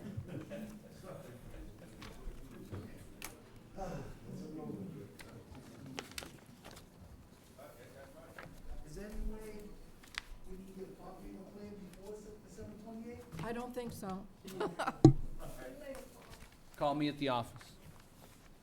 Call the office. Okay, thank you. Okay, next. Where are my glasses? Getting there. Mike, I think it's you. The applicant, Falmouth Boat Storage LLC, site plan review application to construct a new additional building and storage area for the construction of boats and a boatyard located at 550 East Falmouth Highway. Filed August 9th and has to be cleaned up by November 2nd. Notice. Notices, Paul? Public notice for this Falmouth boat storage was published on 8/27/21, and 20 abutters were notified by regular mail. Tom, could you introduce us to this If project? I may, so 550 East Falmouth Highway Site Plan Review is what we have before us. So the applicant is Falmouth Boat Storage LLC, and they had a site plan that was previously submitted to us and was withdrawn because boat storage is not a permitted use in the LIA district. So when I met with Paul Glynn previously, I let him know that his first objective was likely to convince the board this is not a boat storage plan masquerading as something else. So how do we determine that, in fact, it's going to be, boat construction as is allowed under the bylaw and not sort of just the passive use of storing boats? And some of the things that we see in the site plan, such as the parking lot surface. Parking lot surface is usually paved, but can be unpaved if there are periodic or seasonal uses that are anticipated. So there's a number of things to deal with on the site. There's a lot of activity on the site. There's a number of different properties and different uses on the site. But at this point, Mr. Glynn and his client are both here to present their project. Mr. Glenn? So my name is Paul Glenn. I'm a lawyer with offices on Locust Street, and I'm going to miss the Dee's dress shop that I've driven by every day for I don't know how many years there, but anyway. Tonight the applicant is Falmouth Boat Yard. It's not, at the request, Tom requested that we change the name of the LLC from Falmouth Boat Storage to Falmouth Boat Yard. And we did do that.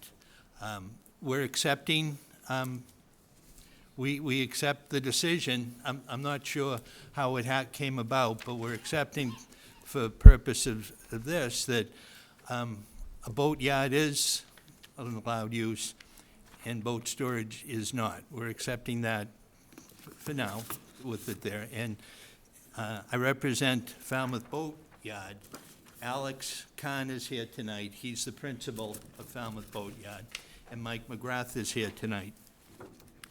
Alex, when he first came, when we first started, he said he was a boat builder. He has pictures of the boats that he's been building. He wants to build boats. His lawyer thought that a less intensive use, boat storage, would be more acceptable. Maybe, and boat yard, also boat building, they're all in the same section of the bylaws. So we just called it boat storage before, now we're calling it a boat yard. He's gonna build boats there. He's gonna build boats, and he'd love to show you pictures of them. Your decision is gonna say it's for boat building. I still don't understand the reasoning why a boat yard is allowed and boat storage is not. I have no clue what it is. I feel you seemed interested in it, so I have to talk a little bit about it there.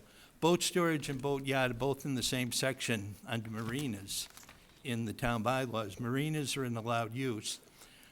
I created a memo. Nobody knows more about boat storage than Alex Kahn does. We researched this up and down all over the town, and we found that no place along the water, there's no boat yard or marina in a light industrial district. Yet, it's an allowed use in the light industrial district. So how can all these boat yards exist if they're not allowed in a light industrial district? But we're not doing that tonight. I just thought I'd sneak that in there. I had a conversation with Tom Bott. He saw my memo. Had a conversation with Rod Palmer. He saw my memo. I had a conversation with Frank Duffy. He said, send me the memo. No response to it. So this decision just came down that boat storage is not allowed. I have no idea what the rationale of it is. I have no idea. It makes no sense to me. But I think I'm regressing with that. He, for now, is ready to build boats. Whether in the future we might come back in and ask for a zoning change that I hope the board would support, or or something, but he'll follow the law. If you say this is for boat building, Alex is gonna follow the law and build boat. And he'd love to show you, is that relevant to it, the boats that he builds? He'd love to show them. He's been building them for years. He'd like to show you that. So it's legitimate what we're doing here tonight. He's doing boat building and having a boat yard there with it. So that's kind of why I'm here tonight, just to talk about the history and the use of the property. Mike McGrath is here, details galore about any site plan, but I'm here if there are any questions about use or about what we did for now. And I'll let Mike, do you want to ask now, or should I could come back late? I'm here to answer questions too before I sit down. I don't have any questions on the point that you've raised. Is anyone here? On the point you've raised, I'd love to see an example of the boats that have been built, actual. I mean, that's what we're here tonight for, right? Well, Thank you. we would principally be allowing. My name's Alex Kahn, and Why would we just? I'm just gonna pass out. I'd like to see what he does. Every year I build a new one. Keep me entertained. I'm sorry, this is not an insult. I'd love to see what you do. It's okay. I'm not insulted. Actually, it's impossible to insult.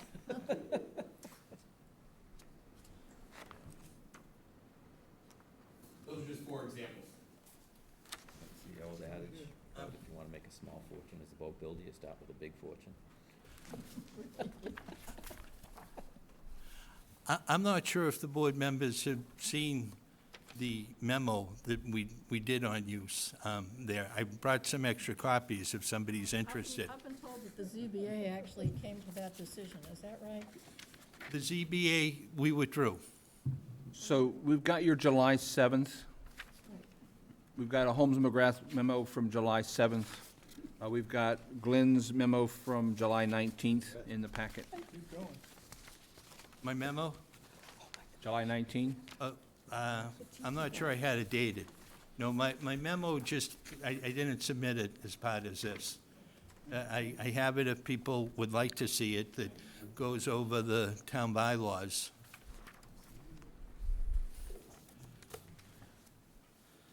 And when you first came before us, I couldn't understand that whole thing with storage versus boatyard, because you look at any marina, they store boats. If you look at any boatyard, they store boats. You look at any boat builder, Beetle Cat, they make their money storing boats, and yet they're a boat builder. So, could I send you a memo that it's a one page, kept it to one page? Could I submit that to the board? Because I think you should see that. We're really doing boat building, but I just think you should see that, how, a decision that, Might not be, are you doing boat building? The question might be, you can correct me if I'm really wrong. Yeah. But the question might be, are you a marina? No. Right. And yet, what it appears to be in the zoning provision, the bylaw, it's a marina, and the things that happen at a marina. right. So could you comment on that? Well, yeah, I can. So that's a permitted accessory use. The, You've got all the accessories. For instance, if I had all the accessories for a hairdo, but I had no hair, I would have a problem. And this is a marina. It isn't a marina, but it has accessory, that was a badly chosen example. well, I don't, it's okay. There's an analogy there somewhere. This isn't a marina. This isn't a marina? Apparently not. Well, so in industrial uses, it says other permitted uses, marinas. And there's no industrial use near the water anywhere. There's anywhere in town. I looked at the whole town. There is no industrial use on the water, yet a marina is an allowed use in industrial, in light industrial. So can you explain this away? Can you what? Can you explain how what you're proposing is a marina? Well, we're doing boats, we're doing boat building in a marina. I don't think there's an argument that anybody's making an argument that boat building and a boat yard are an allowed use. I don't think, there's no argument that boat yard is an allowed use. No one's made that argument. Right. I've heard that there's an argument that boat storage is not an allowed use, but no one's making the argument, I think the town planner is not making the argument that a boat yard is not an allowed use. It is an allowed use in industrial zoned area. Yeah, there's no argument there. And one of the things, other permitted principal uses, boat buildings, repair, and storage, it's all in the same clause. Under marina. Yeah, under marina, yeah. It's an allowed use in a light industrial area, so, you know, so we're talking about boat building tonight, and I don't know how to deal with actually the decision. I have never seen a decision that says boat storage is not an allowed use. I don't know how to deal with that, but we're not dealing with it tonight. But you were going to the ZBA, but you withdrew, is that right? We went to the ZBA, and they asked a similar question, you know, can't you work this out, talk to town council, talk to planning board, talk to the building department, and we did. We sat down with all of them, and I submitted a memo. I said to town council, I think I have a compelling argument here that boat storage is an allowed use in LIA. Said, well, send me the memo.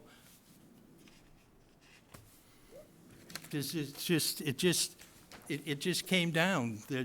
I don't see that. What is that decision based on, that boat storage is not an allowed use? You and I are perplexed. Jim, did you want to say something? What decision are you referring to? What board made that decision? No board made that decision. Okay. Yeah. I was confused. No, You keep but- saying a decision. Yeah, well, no, that's my frustrating part. It just, this thing came down that says boat building, boat storage is not an allowed use. And I don't know who to talk to about it. I've talked to them. I think there's a compelling argument that boat storage is allowed the same as a boat yard. We also John. don't use. I think we can only deal with what's being applied for here, not what's not being applied for here. That's the point. So I really don't want to talk about boat storage anymore. Let's talk about what the applicant is So I'm asking okay for. with that, but that was part of the introduction. I understand, but let's stick with what you've applied for. Yeah, we're applying for a boat Building yard. is connected to We're marina. applying for a boat yard. Correct. Has the same problem. Yeah, we're applying for a boat yard. For and- boat yard, And okay. I thought the board should hear that, what I had to say for maybe sometime in the future, but anyway. Yeah, and have you seen his pictures of the boats that? We did. We just Yeah. saw Right it. here, we did. Thank you. Yes. I just want to just jump in real quick. It's not going to confuse anything for everybody. Just trying to keep it simple. I'm trying to build a big kind of shed to build party boats, like you saw, Right. but bigger. That's what I'm trying to do. I'm not trying to become a marina of all this stuff. Just manufacture, in light industry, manufacture boats. It's that simple. Well, I think we're going to have to get some sort of clarification, because this board doesn't deal with uses. And that kind of thing has to go to the ZBA, and it was on its way, but it got interrupted. But they are the ones who, and they apparently decided to bounce it back to us? I agree with what you said. I made that argument to the board when we were here before, that the planning board shouldn't deal with uses. And I think Pat was chairman at the time, and she made this suggestion, just like you're saying, why don't you go to the, if there is a dispute, why don't you go to the ZBA? And the ZBA, we never got beyond the use of it. But tonight, for a boat yard, there is nobody the town planner is not making an argument that a boatyard and boat building, which is really manufacturing, these are both allowed uses in the LIA. There's no dispute that these are allowed uses tonight. And as John said, that's what we're presenting tonight. Is that a fact, Tom? Yes, ma'am. And to the point about, is boat storage allowed? Zoning essentially says, these uses are allowed in a district, and if a use is identified in a separate district, it's not a mystery as to whether that use would be allowed in this particular district. So in our zoning bylaw, it says boat storage is allowed in the public use district. So if it's allowed there and it's not says boat storage in some other district like LIA, then it's not allowed. That was the letter we kept asking Rod to write to Paul, so he would have essentially that information. But to our point, you know, we try to get, you know, folks are busy and trying to get the information out of them, so this is what we looked at. You can't put boat use storage in the LIA district. This isn't storage, we're building boats Exactly. now. So now they've got an application for that. So we want to find out more about what they're going to do on the site that makes it boat building. They're building party boats. We've seen pictures of them, I've seen party boats on lakes, I don't know that I've seen them in the ocean, but I know what a party boat is, and that's what they're trying to do. So is that allowed? Can we go forward? That appears to be in LIA under the realm of uses permitted, marina/boat building. And that's the only place we've got boat building in LIA. So that's where we can hang our hat on, that in LIA, this marina use is allowed, and within the marina use, you may do boat building. That's as straight a path as we can get to the use that they would like to use. Other permitted uses: marinas, landings and wharfs for party boats not exceeding 30 feet in length, motorboats, sailing and fishing, retail sales, boat building, repairs and storage. All out in the LIA district. Well, let's go forward then and hear the rest of Sure. your proposal. Yeah, I mean, the site plan is the important thing. I sent over a colored one. Yes, Yeah, right here. we have it. Oh, I meant for the audience. Jed's on his way. I have terrible time with computers.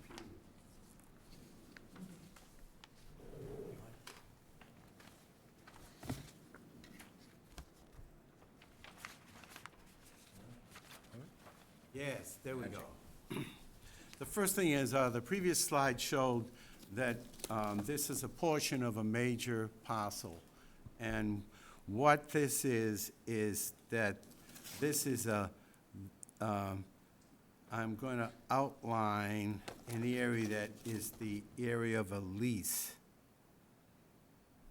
So what this building is going to be built on a leased parcel. This brown line that runs up like this is the light industrial A zoning district. There is currently 2 houses here. On the previous plan, I labeled that as a house, and it was a blunder, it's a stable. So I have submitted revised plans, but they weren't distributed to you because they were just in today. But I want to make sure you understood that I blundered and I labeled stable as a house, but it's only a stable.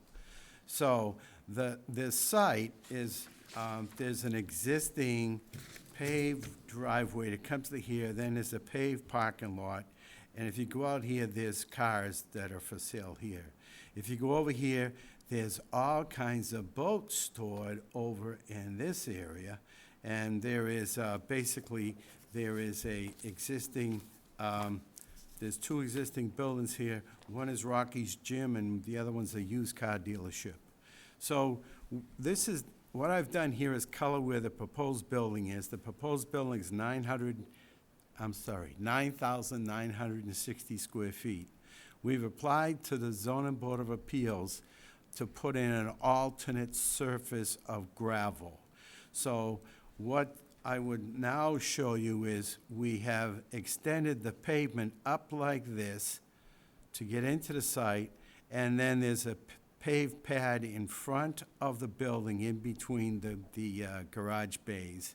I should not have called them garage bays, but they're big doors, so they can put in and pull out the boats as they're being constructed. So there's office space in the middle. So what I have done here is I have shown basically handicapped space here. The engineer's report said that I only showed a 5-foot strip, so in between 5-foot stripe so I've widened it so that it can be an 8-foot stripe that's down in this area.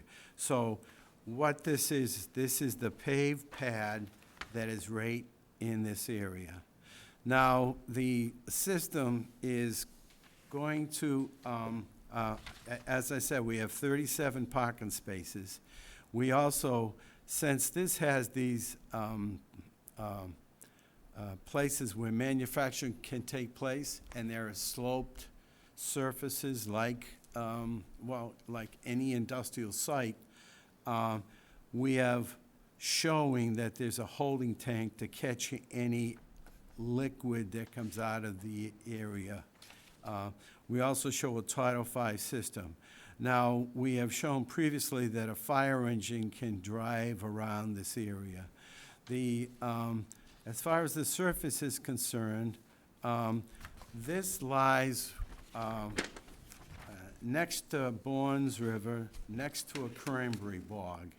And what I've shown on here is there is a riverfront that's measured 200 feet from Bourne's River. But there's also a floodplain. The floodplain goes in, and it's elevation 10 in this area. It actually touches this bank, so this bank could be considered a coastal bank. What there is in Massachusetts is that if you file for a state permit, you use the Massachusetts Stormwater Management standards. The Massachusetts Stormwater Management standards have been around for several years. You end up having basically a place that catches the water.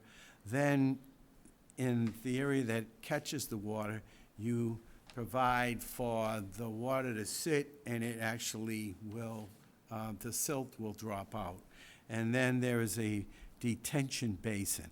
The detention basin is designed so that there's two places on the side where if the water reaches a certain elevation, it'll actually leach. This system is designed in accordance with the Massachusetts Stormwater Management program that's been around for a few years. Your town standards rely on basically, it's the Manning formula, which I was taught in college, and my textbook is dated 1957. So the town engineer keeps saying that your standards rely on a 25-year storm, and I should be recalculating them based on the town standards as well as doing the state standards. Well, I consider that to be completely wasteful in a lot of ways. The other thing, if the state has adopted a system, and I'm close enough to this resources that I have to use their system, the town should accept it. There's a 1 in 100-year storm being able to be stored here. The one thing I've also done is I've collecting the water on the surface to flow into this area. I'm collecting the water here to flow into this drainage system in this location. So the bottom line is that we're using much more modern technique that's mandated by the state if we're near Cranberry Bog, Coastal Bank, or Bourne's River. So I would ask the board to accept the drainage plan that I've done. It was also pointed out that my plans don't comply with the town erosion control plan. When I do the state mandated plan, I have to have an erosion control plan. So I've added sheet 5, and on sheet 5, it shows that there is going to be a stockpile area that's over in this area, and then the town requires that we identify where the concrete trucks would wash out their trucks. So I've designated an area and about in this location. So we have asked for for a waiver of the pavement. I believe that this design meets the performance standards that you've identified in the zoning bylaw, and I have responded on for instance, the Board of Health asked me about how we were gonna handle the hazardous waste, so that's why we have this holding tank that's shown here. And in any case, I'm happy to answer questions. I realize that since I filed the testimony today, that is in response to the referrals that nobody's had a chance to review them, but I thought that since I had the plan colored, I should talk about it. I'd be happy to answer any questions you might have concerning the engineering plan that I've just described. I have a question, but first from the board. Paul? What's the size of these boats that are being manufactured on that site? I would have to, I don't know. I mean, The last one I did was 29 feet, What about width? 8-foot beam. How many? An 8-foot beam was the last one, but Because that- I see the easement meanders getting smaller as you go into the site. Is that the way you remove the boats after they're manufactured, out that easement? That's an 18-foot wide paved. Not at the end, though. Yes. It begins wide, then it narrows down according to the drawings.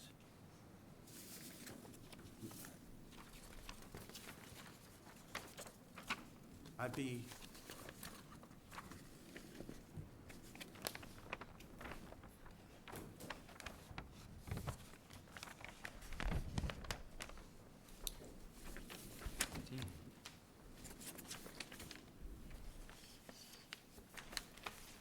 so the question is, I'm going to scale the width of the paved driveway at the access and utility easement off of the survey.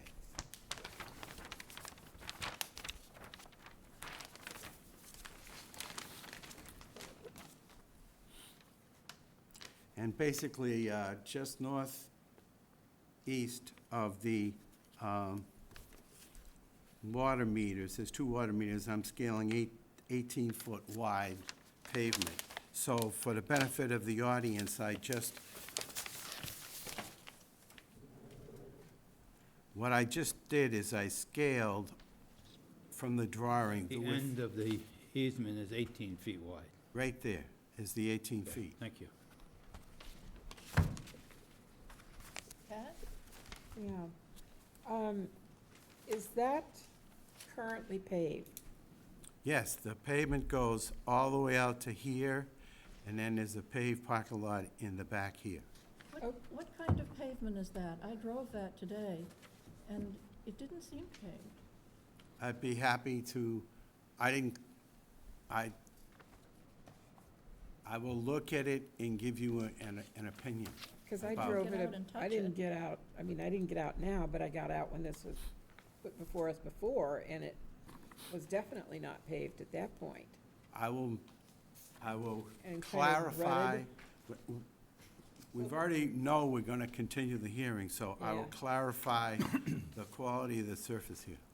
Well, the reason I'm asking that is because the access and utility easement kind of wibbledy-wobbledies, and if you're gonna pave it, are you gonna pave it 18 feet wide, or are you gonna wibble and wobble, like the easement? Or is there some prohibition, because there's an easement for utilities, is No, there? the easement comes down, it jogs around this building, comes down a straight line, and then comes across and goes back up. It's 40 foot here, and it's, I can't read that, 50 foot there. Yeah. So we could easily, if necessary, we could straighten the pavement out. Okay. My question is based upon how much traffic there is going to be, whether it would be necessary to pave it, to tar it, or not. I don't know. I'm certainly not opposed to that because it's gonna be easier to keep it clean during the winter if it is paved. I think so I'm looking at that. I'm looking at the fact that What, everything around the new building is gravel lot, except for the little pad right in front, and that bit of a paved driveway going into that. The other question I have is because you had said it was a Title V septic system, but we've got floodplain, we've got Cranberry Bog and the Bournes River. Would it be advisable to put a denite system in there? Because any nitrogen or the water would be pulled towards the Cranberry Bog and the Bournes River. Won't we get a comment on that from the Board of Health? Oh, I have no idea whether we will or not. I'm just bringing this up. so far, the only thing he brought up was, to me personally, was how we were gonna handle the inevitable hazardous materials that are developed when you build boats.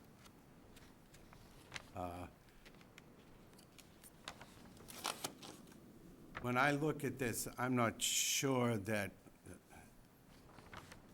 I know that under the bylaw, you could have as many as 30 employees, but I don't think there's ever gonna be 30 employees there, so it would just seem that a denitrification is not really required.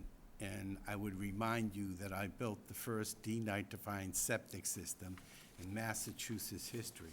I also identified it very early on that a Title V system does attenuate in time. So if there's 280 feet before it hits the open water, then it will have attenuated low enough not to have caused any significant damage. There's probably more damage coming from the cranberry bogs and the inherent fertilizer that gets applied directly onto the wetland. Okay, but the other thing that we've also been advised of as a board is we cannot look at a plan that, well, this is what we're looking at for now, because 5 years from now, there may be 30 employees in that building. We don't know. Probably there won't be, but we don't know. Well, I think before it comes back to us, it's probably going to be to the Board of Health, and we will get advice on that. Not like it's a residence. No. I have a question. Is this got to go in front of conservation? I mean, I think we're talking about things that are outside what we're doing. Does conservation handle this? I already have an RDA for the gravel parking lot. Okay. So I assume that I'm going to have to go back and, once I get through some of this, I will address the minor changes that exist. For instance, I've reinforced the erosion control that's on this plan that's not on the one approved by conservation. So there are changes. What I'm doing is I'm looking at the Title V system that I designed. I said there would be 10 employees, and so the total gallons per day would be 150 gallons per day. Question. What's the existing use on the site now? I'm confused. This site, if you showed me where the coastal bank is, you shouldn't be doing anything on the site unless you already have an existing use there, right? I mean, aren't you building really close to the coastal bank? So Falmouth Conservation Commission has rules about what's called resource area buffers. And so. Say that again? The Falmouth Conservation Last Commission word. has rules about resource area buffers that are added to their jurisdiction. So the issue is that I believe that what happens here is the elevation of the floodplain is 10, and the base of the floodplain rate where I'm pointing is 9.9. It's 10 and it's 10. So theoretically, this is a coastal bank. Where's the setback from the coastal bank line? Oh. That's what I'm trying to get at. It varies, it's probably 25 feet to impervious surfaces. It's 25 feet? I thought it was 100 feet from the coastal bank. No, that's their jurisdiction. Jurisdiction. But they have, the resource area buffers get complicated if there's a wetland at the base or. Have you gone through with them? I told you we had an RDA to Okay, you have, sorry. put that through. Now, this plan has got several changes, and I said that I would go and once I understood that we were gonna be going forward with this, then I will address those issues. All set. I All was set? confused why we were talking All right. about it. No, where do we go now? Let's, John? Do, at some point, we get design of the structure also? Well, we're definitely going to continue. I would suppose we get a design of the structure. It's a metal building. Yeah, it's a metal, I thought you got a copy, it's a metal building.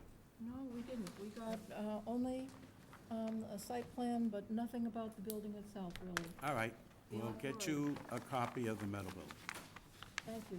Right, just a question, something that came up that I'm still not quite clear on. So, at the end of the day, this driveway from East Falmouth to the edge of the lease area would be paved?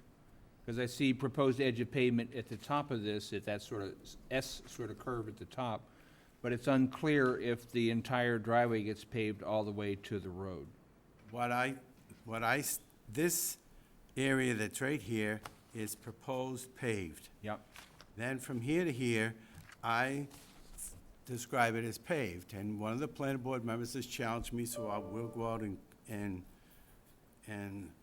examine it and see if we can figure out, for instance, how thick it is. Yeah, Mike, and help me read the plan. When you drive up the driveway that seemed to be gravel, it might have been gravel on top of pavement, I didn't get out and check it. Quite far back from the road, Yes. there's a cedar shake building low that's used for, the apparent use of it is repairing cars. It's a car repair shop. Yes. And then when you This- look beyond that, There are cars, there are scattered cars that are left. Right. I believe they're for sale here. yeah, it looked like might have been. Yeah.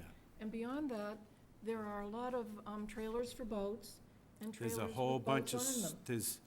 there's a whole bunch of what I would describe as miscellaneous storage against the chain link fence, including a lot of boat trailers.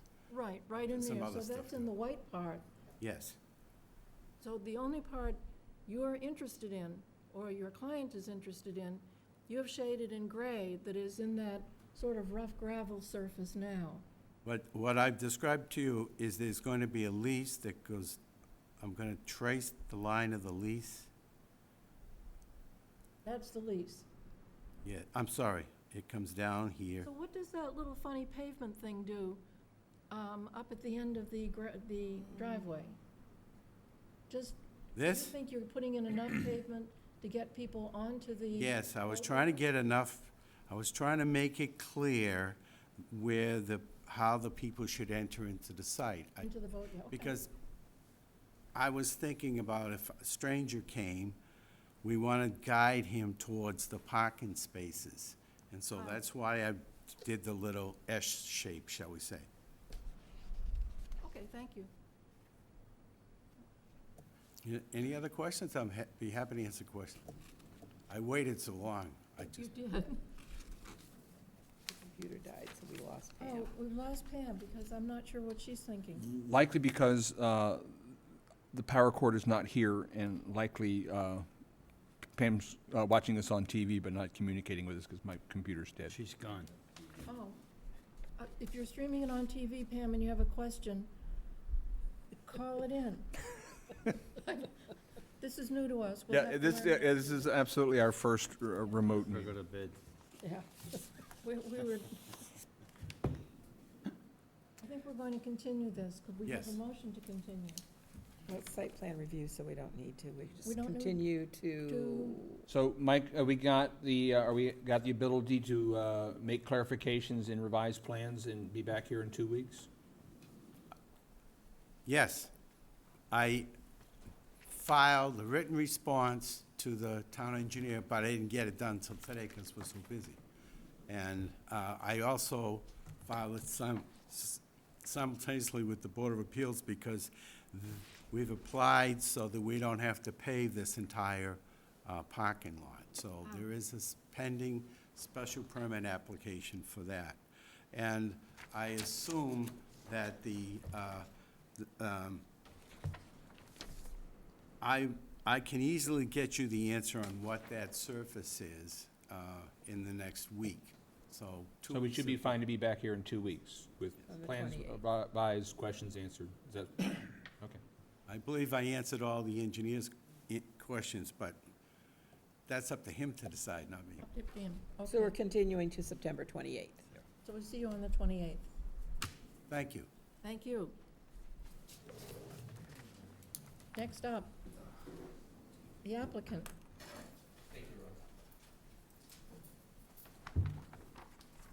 Jim Verslike and Patricia Pinto da Silva.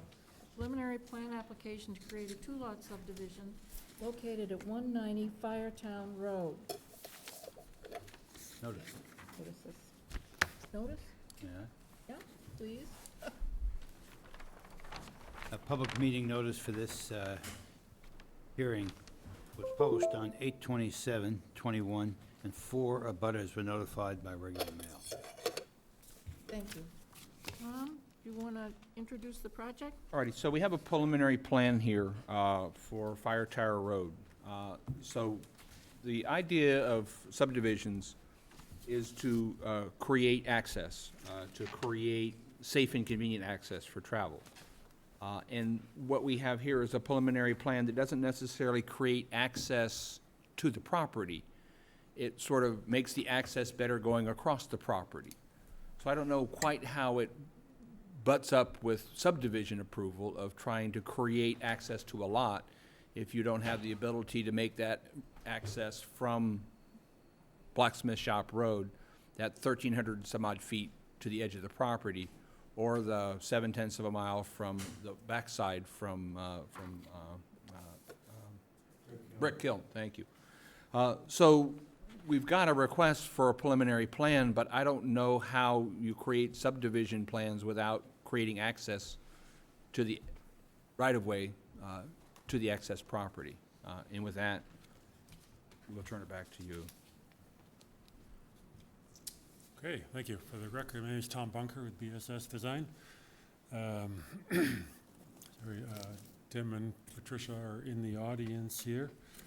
I'll first show this. Let's see how you.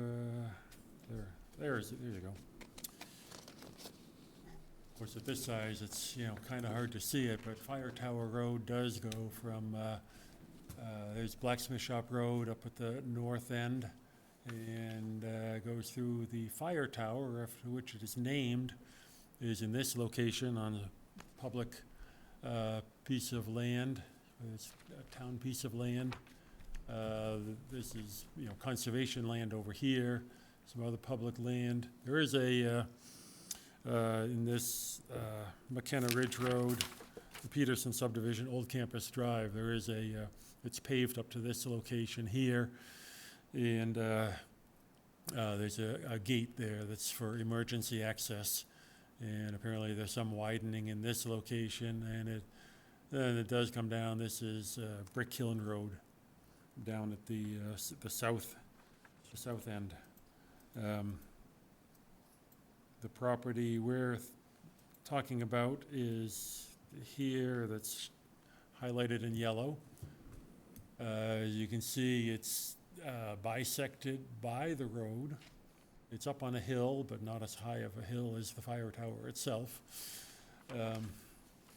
And I filed this as a preliminary subdivision plan, mainly to open a dialogue to see what are the minimum standards that would be required that would provide adequate access to a house lot. This is probably several pieces of land that are bisected by roads, but it's actually one parcel of land. not two. There's not a property line down the middle of this piece of land. But there are a number of houses along it. Actually, this lot got divided as recently as 1985. This lot line, I think, was created in 1985. And recently, there's been more activity. The state police have been installing more communication systems up at the fire tower areas. And as a matter of fact, recently, just within the past couple of weeks, a new transmission tower was installed in this location near this property line with the clients. The point being there that has been increased traffic along here. Actually, the state police, this is classified as critical infrastructure that the state police use in the case of an emergency or they have to do communications. And the state police do go up and down this road, as well as Verizon trucks, technicians, and the state, I think, with the manning the fire tower also. So part of this, as some form of improvement, if you went along it, I think it's better conditions on the north end than on the south end. But if you went along it, you can see that this road could use some improvement. I'd like to say that there is no intention of creating a subdivision road that is wide, clearing, grading, paving, all of that, because my clients and all the people along here want to keep the character of the road as it is now. I have, let's see if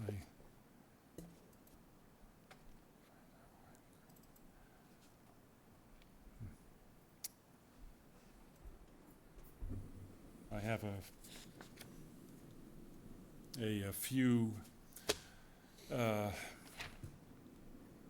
slides to show you.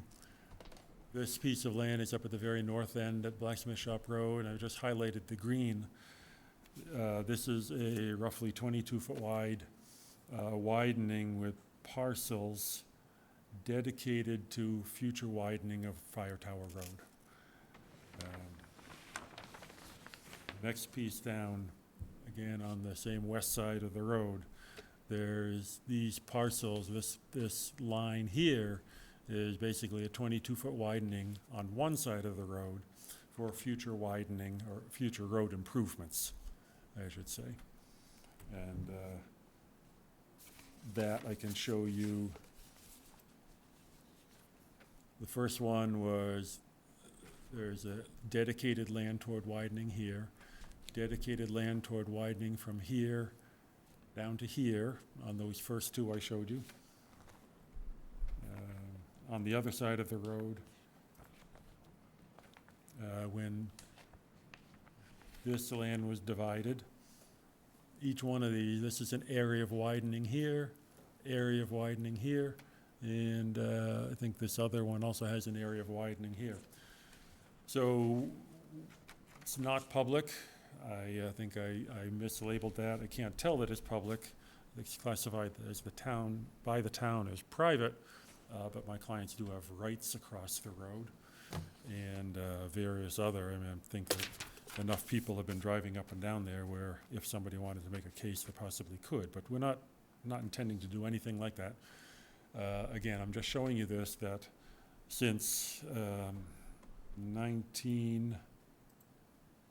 this was in 1976, this plan, there have been lines drawn in anticipation of widening this road, of there becoming a better road along here. I'm just showing that for some background. This plan here is in 1985 when a piece of land was divided through an approval not required process. This lot 2 was created, lot 1 and 2, and the notation on it says that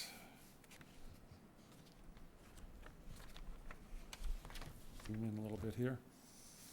I've written in here 14-foot gravel way. It says 14-foot gravel way to be provided through lots 1 and 2 as shown. And then right below it here, it says easement for utilities and future road improvements. So there's been anticipation for quite some time of road improvements, and such as was done here is a 14-foot wide gravel way was offered or required to create this one lot. And again, I filed a preliminary subdivision plan. Actually, in speaking with Mr. Bott, he said we could try an A&R plan, and that was actually my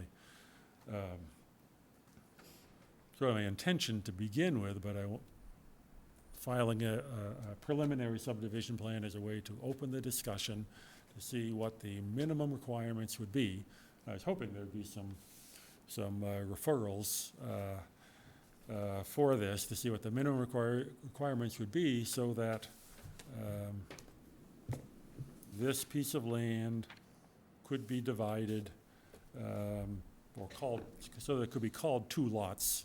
It physically is sort of 2 lots now, but so that it could be called 2 lots. That is, does it need to be 14 feet wide, which is already supposedly 14 feet wide along this entire length, and probably out at the beginning also. Is 14 feet wide enough? Is 16 feet wide enough? I think we've got a problem before that, because we've received a letter from the person who's given the easement to your clients. There's 422 feet of paved dirt road separating your client's lot from getting to a public way. There's no access to this lot. Well, there is. They have a right to use it. They've been. They do, but we have a letter as owners here of the land, they have a right to use that road. That's the only access they have. They do. Don't we have guidelines for an acceptable road at 22 feet? Have we already been down this road before? We have. So the planning board has had various policies in the past. One is that they wouldn't consider an A&R on a right-of-way that's less than 18 feet. And then in creating our determination of access policy, to look at what we might want to consider for access, we have those standards for improvements, right-of-way or recorded easements providing at least 24-foot width with reasonable horizontal alignment, sight distance for traffic entering the roadway, a minimum of 175-foot sight distance and a minimum of center radius of 100 feet, slope of the travelway not to exceed 10% for any more than 100 feet of the property, maximum grade within 50 feet of any intersection not to exceed 5%. Roadway traveled surface to be constructed at least 20 feet wide. Pavement preferred, but with at least 8 inches of gravel thickness. And further, it may be adequate to service the number of dwelling units existing and proposed in the opinion of the planning board. And safe and adequate provisions for drainage to prevent flooding, icing, and erosion in these facilities, and provisions made for public utilities without cost to the town. So in our standards for improvement for determination of access, we said, you've got a minimum of 20 feet wide, preferably paved, but could be as much as 8 inches of gravel. As I said, the issue is when you're doing subdivisions, you're creating ways, you're creating lots, and in this case, you don't own the property to make those improvements over. And we've had similar discussions about other roadways. Does someone have a right to make improvements on somebody else's property without their permission? And I think most of us think likely you don't. So how do you get an improved access to this piece of property? And I said, I scaled it, it's 1,314 feet from blacksmith shop to the edge of the property, and another 300 or 400 feet across the property, Tom, something like that? On our property, about Yeah. 3, yeah. Yeah, so essentially we've got, 1,400 foot of, quaint New England roadway.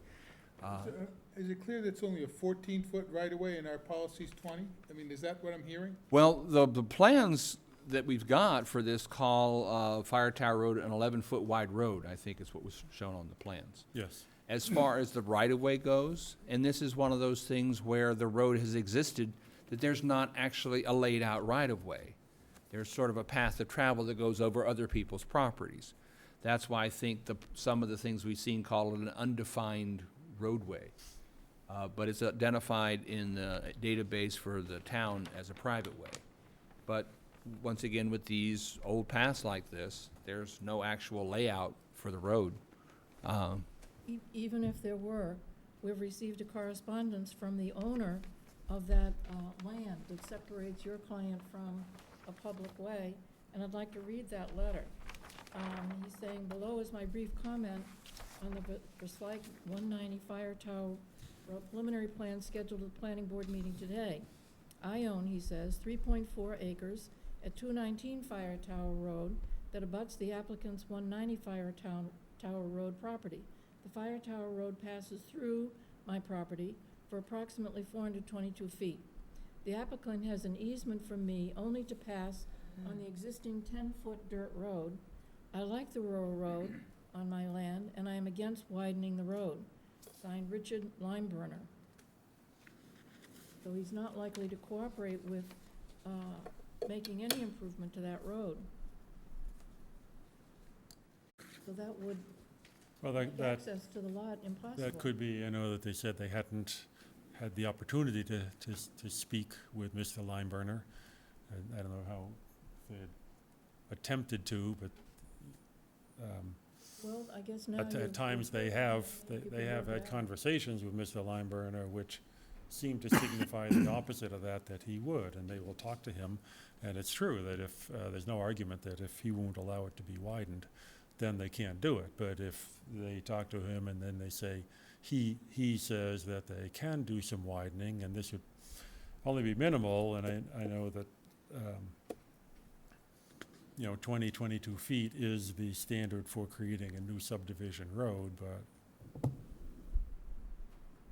I don't want to use the word often, but things have been reduced. Several years ago, off of Chase Road, I think it was 18 feet wide gravel surface that was allowed to create several lots. So there are reductions allowed. And I think, as I said, it would be good if this road were improved for the access up to the fire tower. I know that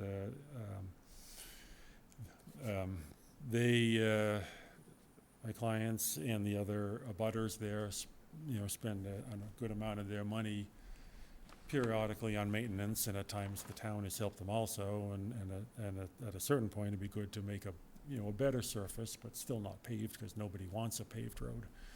But, I'd like to see if we could get, and I know this other plan was in 1985 when it was allowed through as a 14-foot wide surface. This one here, 14-foot wide gravel way. And for the purpose of creating one lot, no new road, just somewhat improving the existing road. And there is a defined way for most of it, just not across Mr. Limeburner's. And if he is the one that they have to talk to and be convinced, then that's what they would do. But I still would like to see, what would be required, because if you say hard and fast, it has to be 22 feet of pavement, then, it's not going to happen. If there's something less than that, and the abutters agree, then maybe it could happen. So that's what we're looking for, is what would be a minimum amount of improvement to an existing dirt road to allow the creation of a new building lot on the road. I'm not sure what the process is for arriving at a minimum. We have a standard, but we don't have a minimum. Well, as I said, that standard is in the policy the board adopted April 28th, 2020. Right-of-way or recorded easements providing at least 24 foot of width.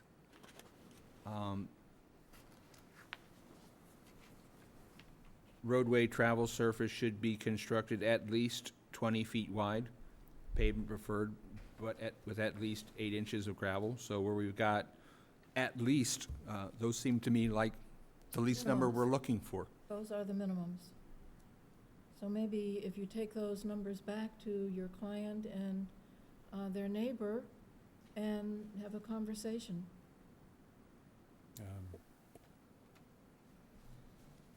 Would you like to speak?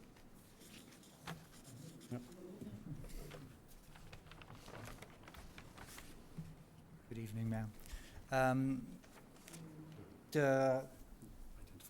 Sorry, my name is Tim Verslaken, and the reason really we submitted this is, we've been on the property for about 7 or so years, and at some point started talking to different people here in the town to try and figure out, what the status of the road was with respect to our property, understanding that the size of it may allow for at some point it to be subdivided. And so we were essentially told that the only way to start a conversation would be to essentially submit something officially, which is what we're doing.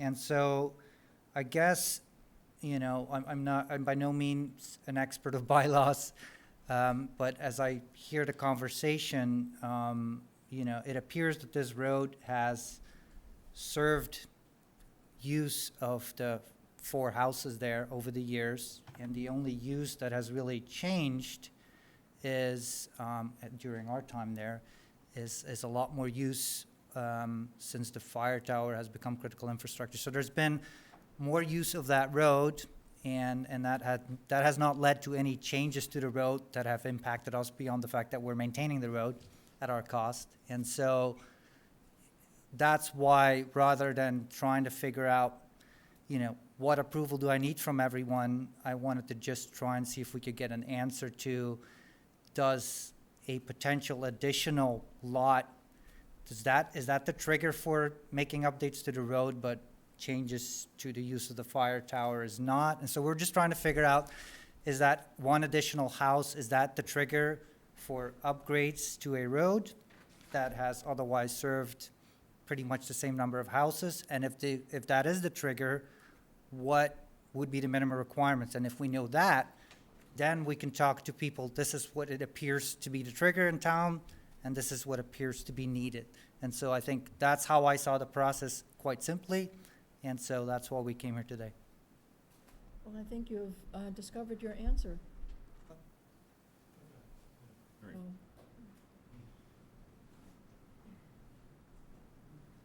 Mark Cooligan, 250 Fire Tower Road. To Tom's point, it being a public way, It's not a public way. it's not a public way, so it's private. So is it kept to the same standards of a public way? And I think that's the curious thing, because if the developers can get buy-in from the private owners to widen to 14 feet, and if possibly the 8 inches of gravel, it would soften the burden for them to develop another lot. And it's only one more lot, and the way traffic is on that road, we've been there almost 30 years, it's not that significant to, every time you have the opening and the closing of high school, you have all sorts of traffic. But that being said, what Tim just said is, if we could coddle some sort of narrative from the board with regard to leniency with regard to the standard, because it is a private way, that's what all the residents want to find out, in addition to the developer, because they're great neighbors. And what they want to do on their property is fine by me, as long as it doesn't turn into a 20-foot wide paved road. But, yeah, I mean, we could stand for some improvement. But right now, the way Tom explained it, in front of our house, it's 14 feet, though encroachment by the forest and stuff like that is, obviously the case where we live.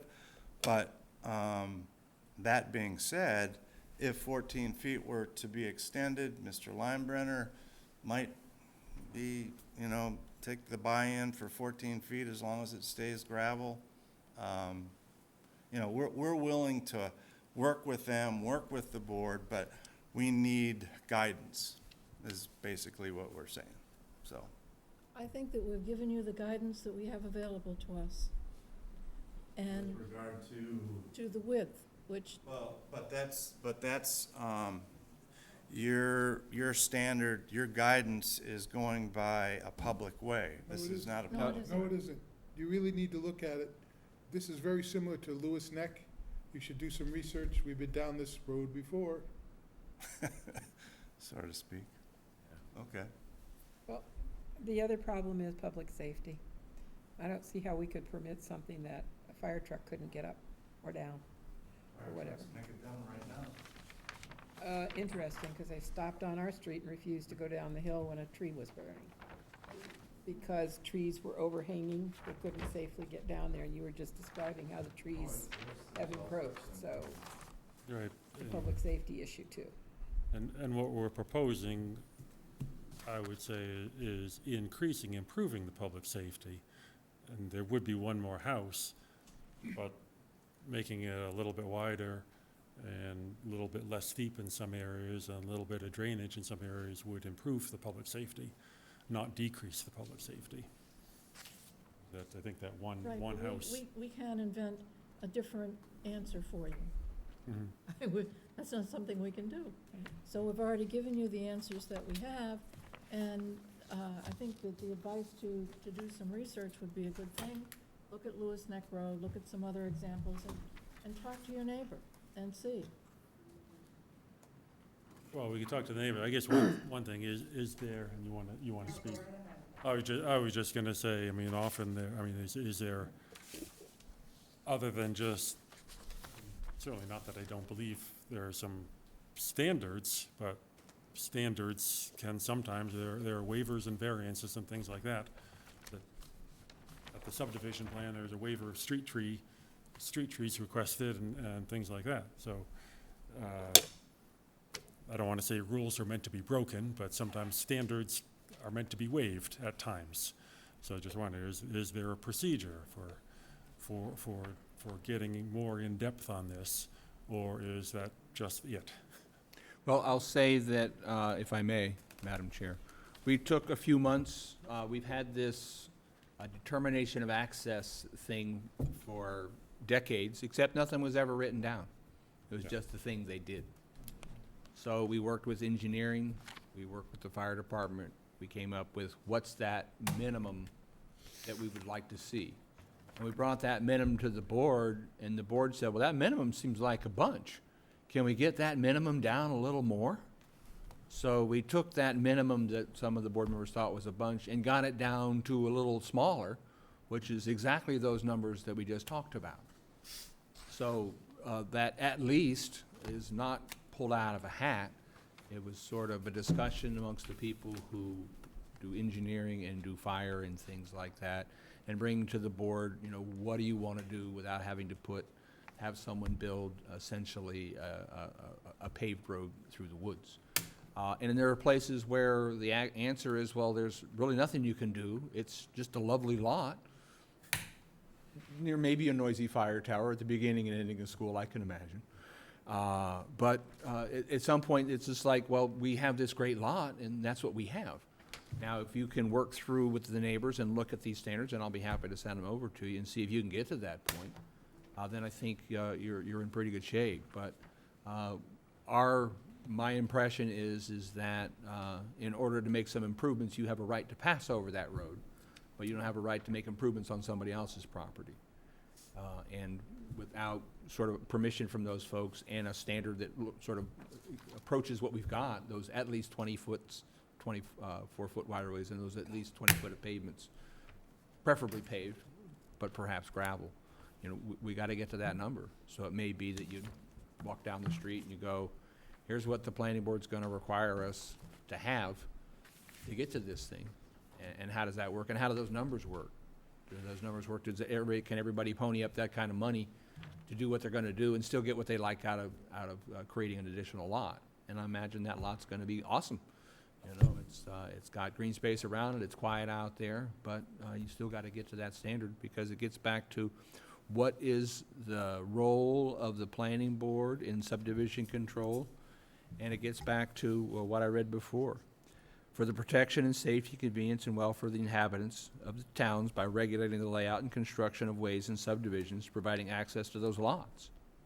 And the power of the planning board under subdivision control shall be exercised with due regard to the provision of adequate access to all the lots in the subdivision by the ways that will be safe and convenient for travel. And that's the state law.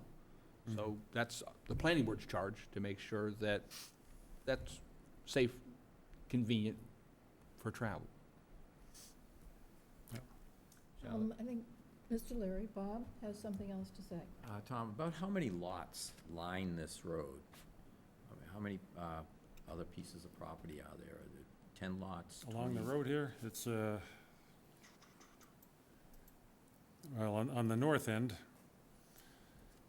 if you discount there are two that access or could access Blacksmith Shop Roads, and there's only one, two, well, this one accesses Blacksmith Shop Road also. So there's really only 3 houses, or 4 houses including theirs. Okay, but they're pretty large parcels. They're on Yeah. large parcels out here, and, yeah, so it's, I mean, this is a very big piece, but they have frontage on Blacksmith Shop Road, and then there's just these 1, 2, 3, and 4 houses. There are, I think, basically none here. There's only this 1 house or 2 houses.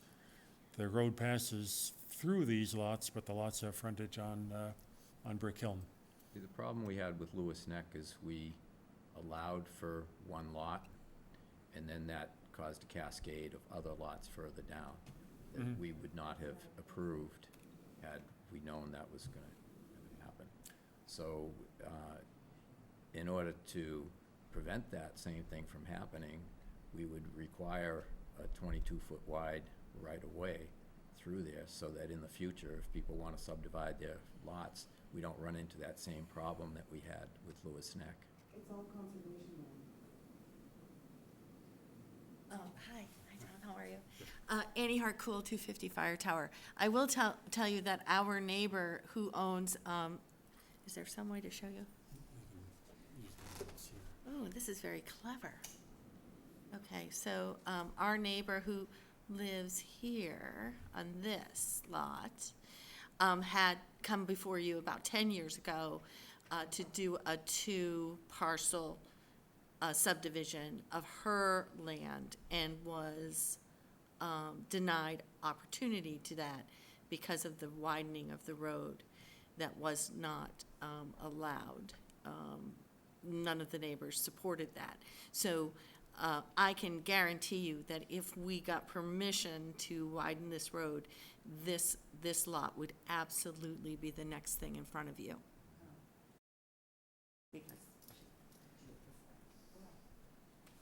If I may, in my memo, I talked about the Plattner's 2007 subdivision plan, where they were looking at creating additional lots using the frontage for Fire Tower Road. The plan was withdrawn, and likely because their options were you can withdraw the plan or we could deny it. I don't know that, but typically if someone withdraws a plan, there's a pretty good reason why, because it's not going to get passed. But that was the 2007 plan to try to create additional lots using the frontage of Fire Tower Road, and plan was withdrawn.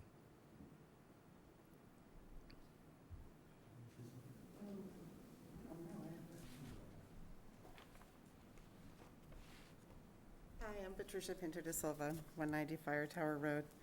So I heard a comment about if you approve this, then there's going to be a flood of applications and the potential of the property that Annie just pointed out coming before you to having 2 extra lots.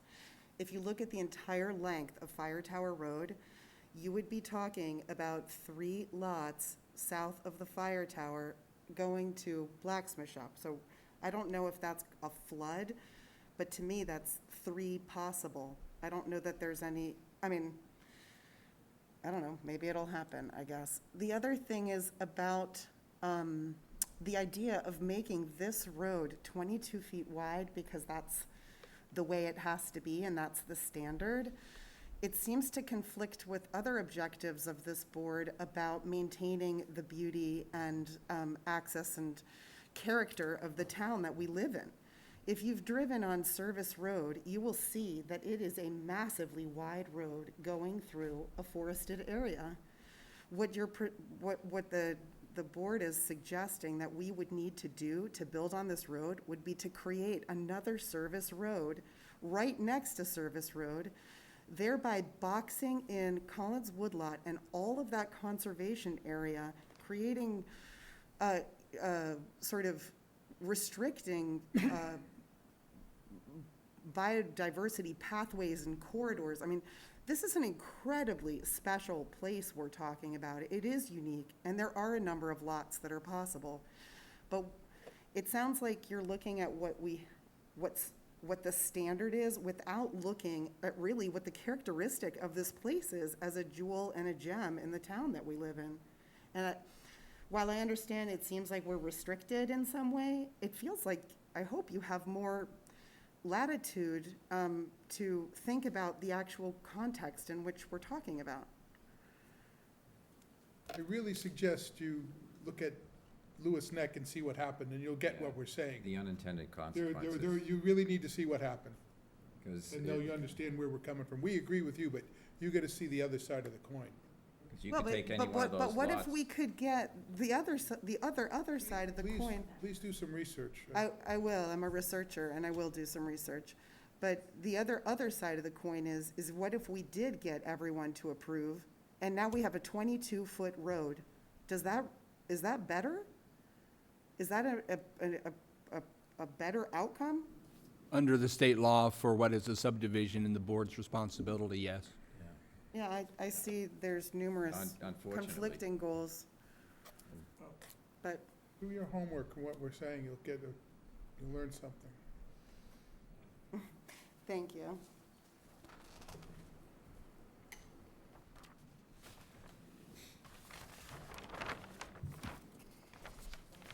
All righty, so we've got a hearing open for, Could I just say, Tom, this is probably terribly out of order. I really sympathize with the point that you've just made. Are you familiar at all with Curly Boulevard in North Falmouth? Horrible, horrible, like a highway. That was the state coming in and deciding they really needed to get to the bar up at Seacrest really fast. And that's from years and years ago. And that scar stays on the land all this long time. There should be a way to prevent that. That's what we're asking for. I realize that.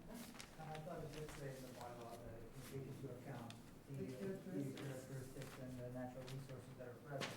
So there seems to be a way to apply waivers, but, again, I'm not a lawyer, we were hoping that we would get that guidance, not have to. We've given you the guidance that we're able to give you, and you've given us food for thought. Thank you. so we've got a hearing that we're engaged in. You're gonna have some conversation with the neighbors, Tom? Is that what I understand? About, There's nothing to talk about. Do we need to hold on? Talk about, we're not We gonna would make it never 22 build a foot. 22-foot road in the middle of a conservation area. If that's the hard and fast minimum, well, feet, but, you ask a couple times. no, I know. I read you what we got.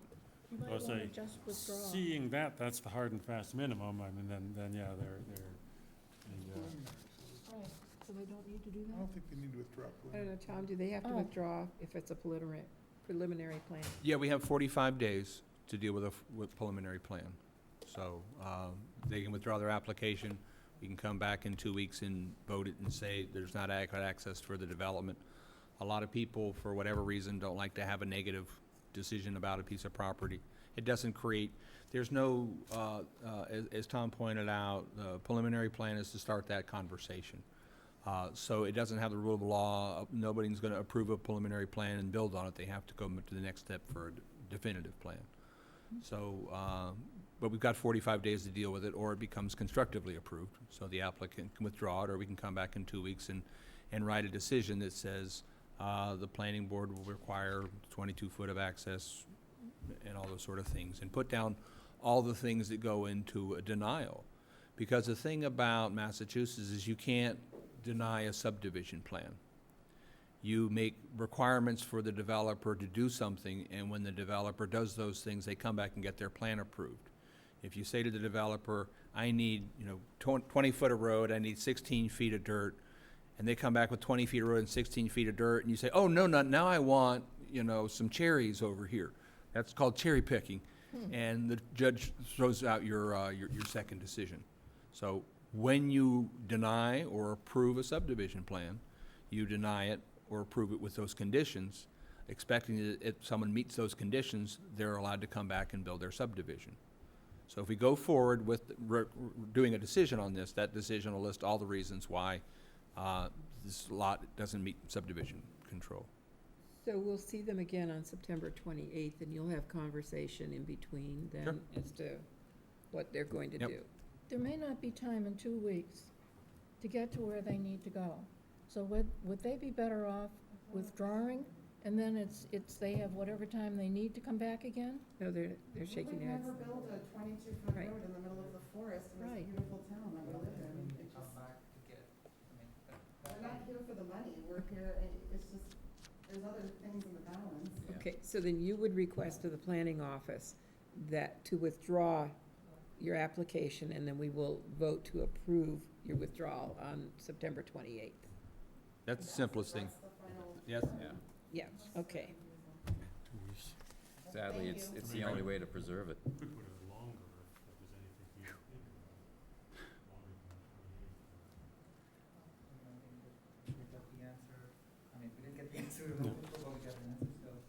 Yeah, we'll just be back on the 28th or submit a withdrawal Okay. before then. Okay. We'll have you on the agenda. Let us know. Okay. Thank you. Thank you. Okay. Now, we still have business to do. A lot. Yes, we do.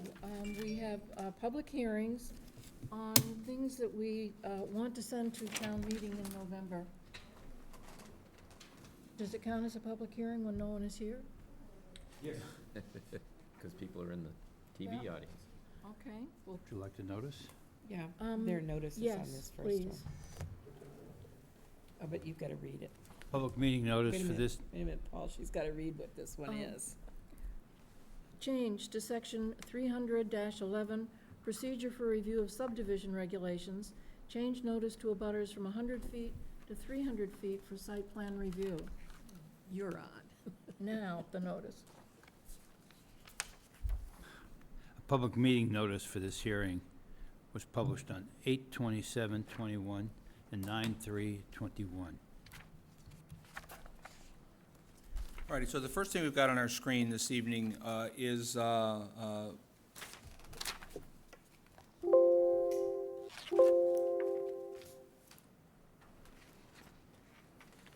okay. Pay no attention to that thing that says 24193, my bad.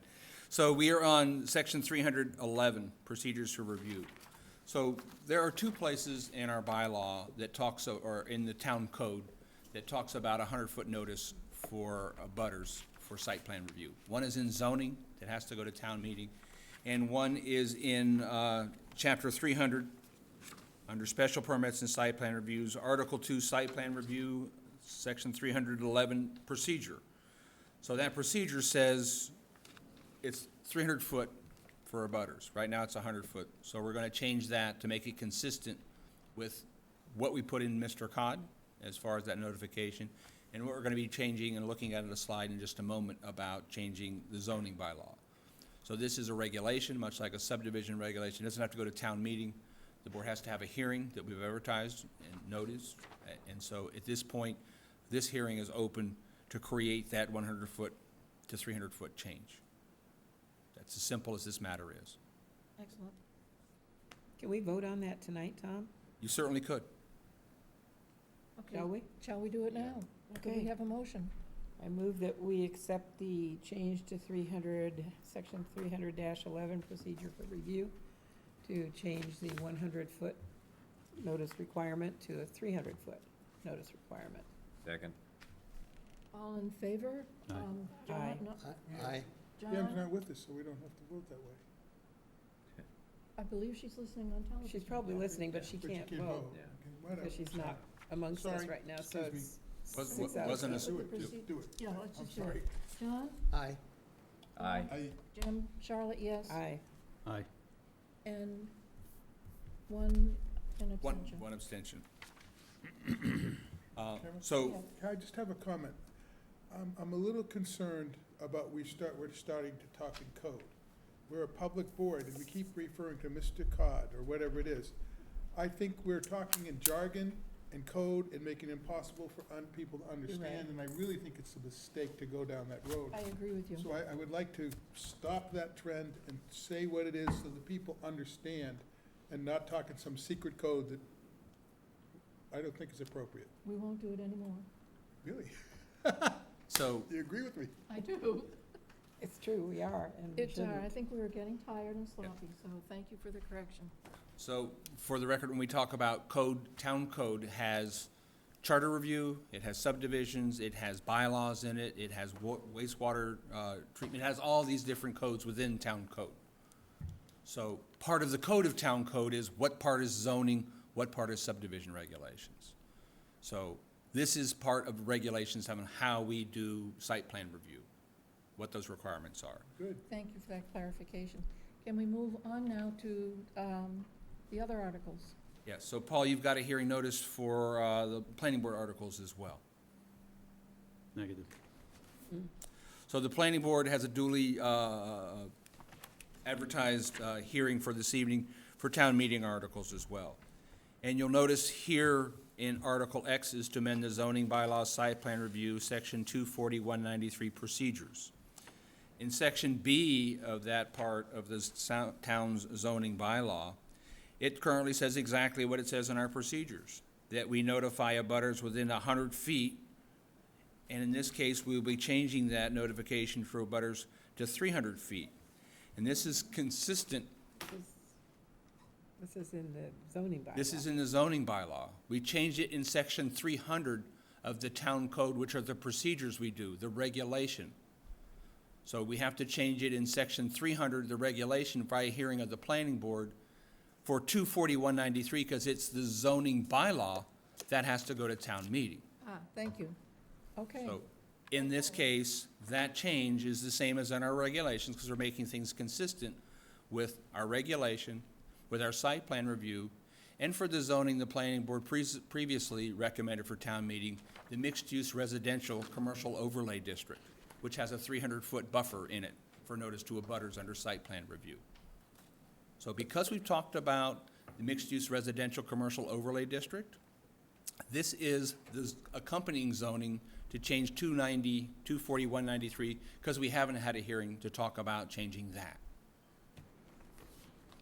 So in this case, the motion that the board wanted to make one this evening would be move to adopt this change to the zoning bylaw So moved.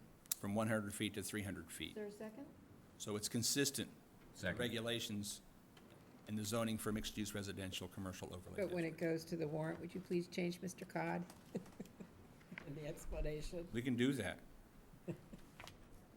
Okay, now let's, Well, a discussion, I'm in agreement, but I think the reason why is we're determining that 100 feet is inadequate. Right. Because some of the parcels of people don't get to say, and it's just not enough. And I think that's the important part, to say we're not just arbitrary, we're saying that 100 feet isn't enough, and Do we all agree with that? It should Oh, be 300? absolutely. We've had complaints about that. Yeah, Something that I involves think that's an traffic, important. it involves you if you're Yeah. 300 feet away. Yeah, so if 300 feet applies in some conditions and 100 feet others, maybe 300 is the right Yeah. number for everything. It is the right number for everything. When you have 100 foot of frontage required in most parts of town, Yeah. then you're only getting one neighbor on either side and Right. not Yeah. the people across the street. Yeah, So this the only thing I've ever That's seen, a really good point. Right. That's a really good point. The Historic- 100 feet means Add one it up. person, yeah. historically, the only thing I've seen with a 100-foot butters notification is wetland. Yes. Most of the things we do, site plans, special permits, We're subdivisions. all in all agreement. I 300 just wanted feet. to have the discussion so Oh, it's so clear it's why. clear. It's clear. Okay, All right. thank you.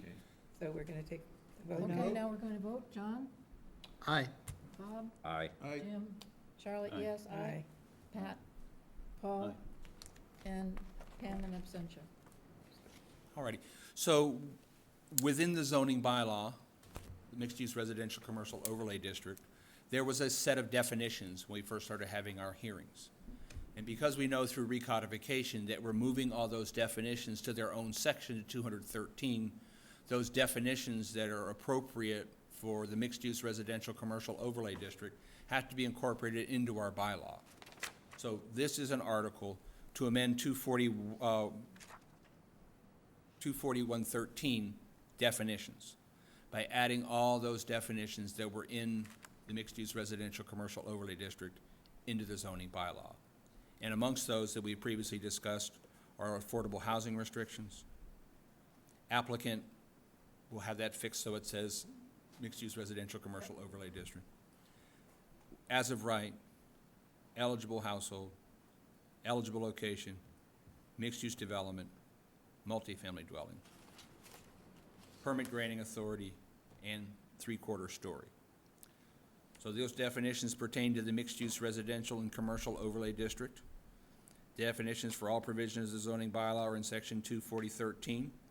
In the event that the mixed-use residential commercial overlay district bylaw is not passed, there is no need to move this particular article 24113 for definitions, which is why we explain that to folks.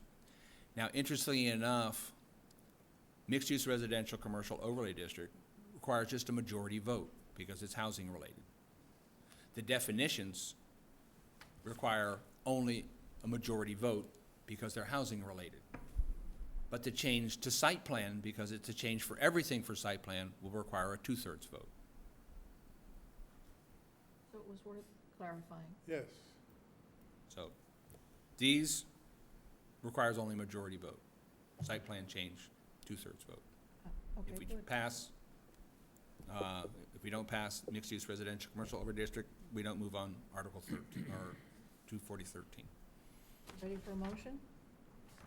Motion to approve to To- move the definitions. To approve for the warrant, all right, move, or, it's getting late. It is. Approve for the warrant, Add definitions for mixed. 240-13 definitions for mixed residential and commercial overlay district.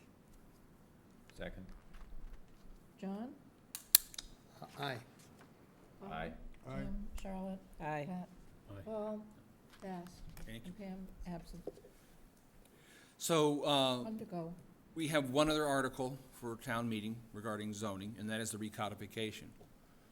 Mercifully, I'm not gonna take you through the 155 pages of recodification tonight. You can thank me later. Right. One of those reasons is we're still working on that final text. So the zoning article for town meeting addresses recodification, which is a reorganization and renumbering of the current 95-year-old bylaw with some deletions in order to address structure and organization, clarity, conflicts and inconsistencies, obsolete and or missing terms and language, conformance with state statutes and current law, and administrative issues. Now, as you know, the town, various members of the working group have been working on this for about 4 years on the recodification. And we are very close. We got a 64-page matrix of comments from the local attorney community that we went through and vetted, some of which are incorporated into the changes, some of which have been deferred to phase 2 of the bylaws, so some additional changes. There were things that were pointed out that just didn't make sense, but just because they didn't make sense in our bylaw, they weren't part of recodification. The stuff we gotta make, doesn't make sense, we can fix those things later on, but this is the narrowest of places to go through and fix those things that are just out of date, illegal, causing problems, and dealing with the organization of the bylaw. The recodification is a 2/3 vote at town meeting, because it's the entire bylaw. So we'll see how that plays out. So the bylaw presently is online. You can find it at our website. Looks a lot like that if you happen to be in the town clerk's office, or in the planning board office, or online. As we work through these final drafts, these final edits, we will have a new version, and on our meeting on the 28th, we should have our Bobs in place with us and walk through some of those changes in the bylaw. It will likely take a couple of meetings to get to these, and I certainly hope we don't start on them at this hour of the night when we get to them. So that's where we're at. We're advertised. We're finished this final bylaws, and we may get to the point where we decide we're not ready. But we have got to go through this process and see what the final product is. We had a great meeting last week with the working group. I had a couple meetings with Eladio and Noreen since. Had a couple conversations with the Bobs, and just getting that final 155-page document in with all those changes and things like that that we've gone through and vetted.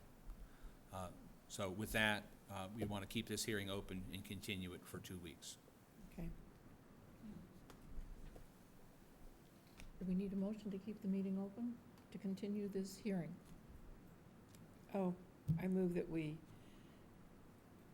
keep this open and continue the hearing on the recodification of the Falmouth zoning bylaw till September 28th. Second. John? Aye. Aye. Jim? Charlotte? Aye. Pat? Paul? And Pam absent. Good, we're done. Thank you, Tom. Okay, do we want to have a discussion now on approval not required applications? What is this for? John requested this. Ah, Okay, so before I was appointed to this board and then elected thereafter, I attended some meetings of this board where approval not required plans were discussed. In fact, at one time, I was an applicant for such a approval not required plan. And this board would not take any testimony from the applicant or the applicant's representative. And since that time, we have evolved to the point where we take testimony from the applicant and the applicant's representative for approval not required plans. I just want to get it clarified, which way does this board want to operate in the future? With testimony or without testimony? let's hear some May opinions I on that. make a comment on that? There are some that are so simple, there's no testimony needed. But when they become more complex, I think, and we have questions, we should ask for testimony. So it's neither nor. It would depend upon the complexity of the A&R and whether the board has questions that need to be answered of the applicant, I think. And I think it should be either or. I felt mine was, had some complications to it, and there was absolutely no testimony allowed at all, which I felt was wrong. But, and I don't care which way we go, but I don't think it should be a tweener. It should either be, yes, we take testimony, or no, we don't take testimony. Because all these A&R plans are supposed to be simple. They are. I'd rather err on the side of hearing what people have to say. They're members of the public. They've come to a public board. They want to talk about something. I believe we should listen. That's where I would come down on it. Yeah, I think so. I mean, we've typically asked either the town planner or for a representative to talk about it, unless it was something that we had all been up to the office and saw and agreed, okay, this is a no-brainer. And we've had applicants who haven't had anything to say when they've been. Yeah, if they don't want to talk, they don't have to. Yeah. But if they're there and they wish to speak, Yeah, I think we should listen. but, yeah, I think it should be open.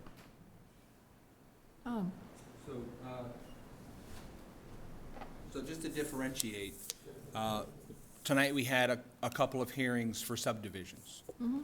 A hearing, there's no option. Right. People have a right to speak. An A&R plan is different, and what it says is the board shall forthwith endorse a plan within 21 days without a hearing. So they don't require you to go through this process. So at some point, they don't have a right to speak, but it always gets down to what does the chair decide, because the chair runs the meeting.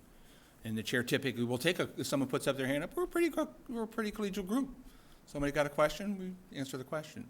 So we do a lot of legwork on these prior to, and most of them are pretty straightforward. But all the easy A&Rs have been done.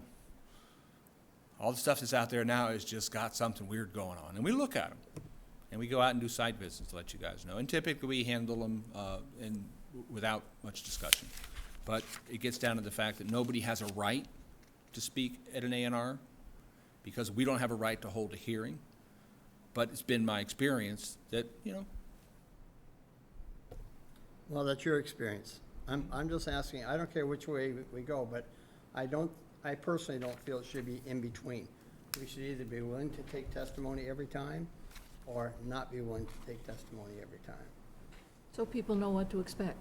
And that I know what to expect as a board member. Well, I look at it as not necessarily an argument for or against, it's to explain what it is how I've always looked at it. I don't disagree with that. Yeah, and I'm fine with that, because there are times where I do need clarification, especially when you're looking at a set of plans. Sure. That you want to Yep. make sure that you understood it, even though you might have gone up to the office and looked at it. I think that's a wise thing to do. I don't disagree, I just want to, Yeah, you just want to standardize. that's what I'd like to see. Yeah. I think I'm probably guilty of what John, I'm probably the one that said, no, let's move on to, because I try to keep the meeting short and I really don't like to open them up in discussions. I think it's a discretion of the chairman, if it's cut and dry. If we want to have discussions, we could be here all night long and on little things we shouldn't. And there's some things that are so clear that the chairman should say, we're all done. But if you're the applicant, you may not feel that way. I understand. You may want to get up and say something, but if the chairman feels that, But every time somebody gets up, then somebody else has to rebut it, then somebody else do that, and it goes on and on and on and on, and not, Well, we had examples of that tonight. I know, I'm guilty. But I think the people who were here definitely wanted their time to speak, and I think it would have been wrong to not give them that opportunity. And I know we're getting away from A&Rs, but I think that And it comes back to the chair, and when the chair says, okay, we have enough and it's time to stop it, and that's sometimes where it's gone awry, is where you try and be fair to everybody and it just goes on and on and on, and sometimes it just takes putting the gavel down saying, no, we have enough information to make our decision, we don't need to hear any more testimony. Well, it's not a hearing, too, gotta be careful. It's not, and that's why the chair has to have. So we would basically be turning these into hearings, okay? Yeah. There wouldn't be Yeah, and A&Rs that- anymore, they'd and be that's what hearings. you don't want to have. they're listenings. Oh, a new word, Yes, listenings instead of hearings. right. No, to me, somebody has a I chance don't to care. explain what it is and answer questions. Yeah. But not to pitch, make a pitch for something. But repeat it endlessly, that's the You can't problem. really differentiate. Right, And 'cause it would once- be once the you get chair one saying, person to okay, talk- does the board have any questions on this? But if an applicant gets to give their pitch, then the neighbors get Right. to talk against it. Well- As Tom said, an approval not required is an approval Not not required. required. Yeah. We may want for our own information, some additional information. But if they come before us as an approval not required, there have been, in all the years I've been on the board, I think there have been 2, maybe 3 that we did not approve. That you didn't. But just because you say it's an approval not required doesn't mean it is. There's definitely room to ask a question about the access, about the safety. It's not a cut and dried thing entirely. There are issues. But more than that, there are people attached to them. Yeah. Well, if this, for example, if this was an A&R that came us with a 14-foot right-of-way, we would have been done. We would have, Right, they that would have would've been been over bad. real quick. Yeah.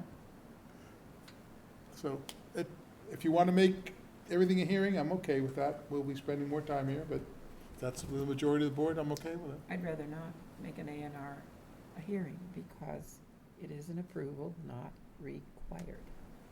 So I would rather not make it a hearing. What do you think, Paul?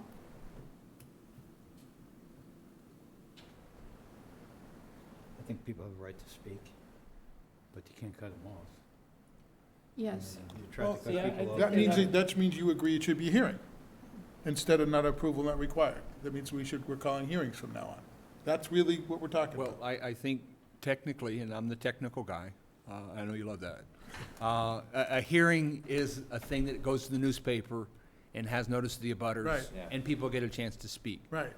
The law says the board shall endorse an A&R plan within 21 days without a hearing.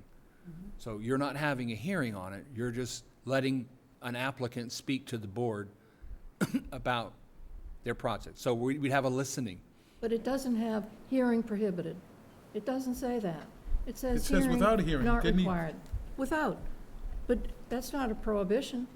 And the It's not speaker should permitted. only be the applicant. Our practice can be different from the dead minimum. You have 21 days from the date an A&R shows up. Which way, John? You say Now- you now don't know care why I which asked- way? Now you know why I wanted to get the board to It's not Right. easy. Well, you say you don't have a preference, do Here's you? what I think. I think that if you're gonna take testimony, use the word testimony, or ask questions on one that you don't quite understand, then what about the person that you don't take testimony from that feels like they got jilted because they didn't get a chance to explain their position? I don't think it's fair. I think we either take testimony or we don't. There's something flying around here. I don't think it can be in between. It should be either or, that's how I feel about it. And I don't care which way we go, but I don't think it should be in between. It shouldn't appear to be just Because by it'll be chance. unfair to somebody if we take testimony from some and not from others. Someone will feel it's unfair.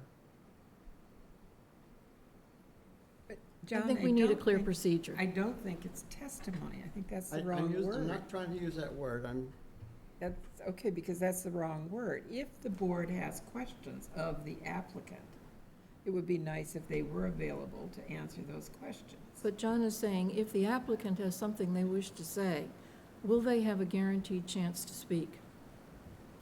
that's what I'm saying. Right. And some of us are saying, yes, it would actually be a courtesy to let them speak. If you want to. I'm not gonna say no, but Well, from my what I position understood is- Tom to say, it's up to the chair. So what you all have to be really careful of is who you get to be chair. Because, obviously, Well, because look at the time. We've gotten to the point that every A&R has somebody stand up here, an attorney or an applicant, Mhm. or an engineer, and they will go on and on and on about it. And if it's so simple, we shouldn't go on and on and on about it. I'm not sure what the answer is, but me personally, I'd rather either be yes or no. And again, I think And, that's, and maybe you should think about it, and we'll talk about it next time. and that's up to the chair, when you get a lawyer up there that keeps going on and on and on. It's up to the chair to cut them off. I ran short meetings for a reason. You did, right. Gavels for. Well, All right, sit down. I'm guilty. I'm getting a strong message, and I'll try to keep them shorter, but I don't like being rude to people. I understand. I'm just saying there's a difference, and we can see the difference. So maybe Right. maybe we can discuss this next time, or 2 times from now, or whatever. That will make the meeting The longer, next day. John. Well, we'll be happy to do a little research over the past tenure to see. That's Because what I wanted- I think we probably only had 3 or 4 of these where someone spoke about them, maybe more. Yeah, But for the most part, an A&R comes in well, and but we'll take a look and see what we've done. most of the long windy ones are coming with the official hearings, anyway. So we'll have to, get bags that drop down or something. Okay, are there any announcements? No? I have a new grandchild. Oh, yeah, actually, you do. You want to give his name?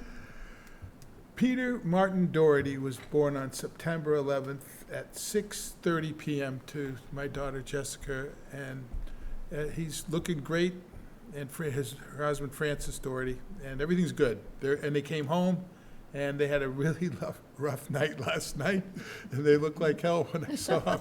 How much does the baby weigh?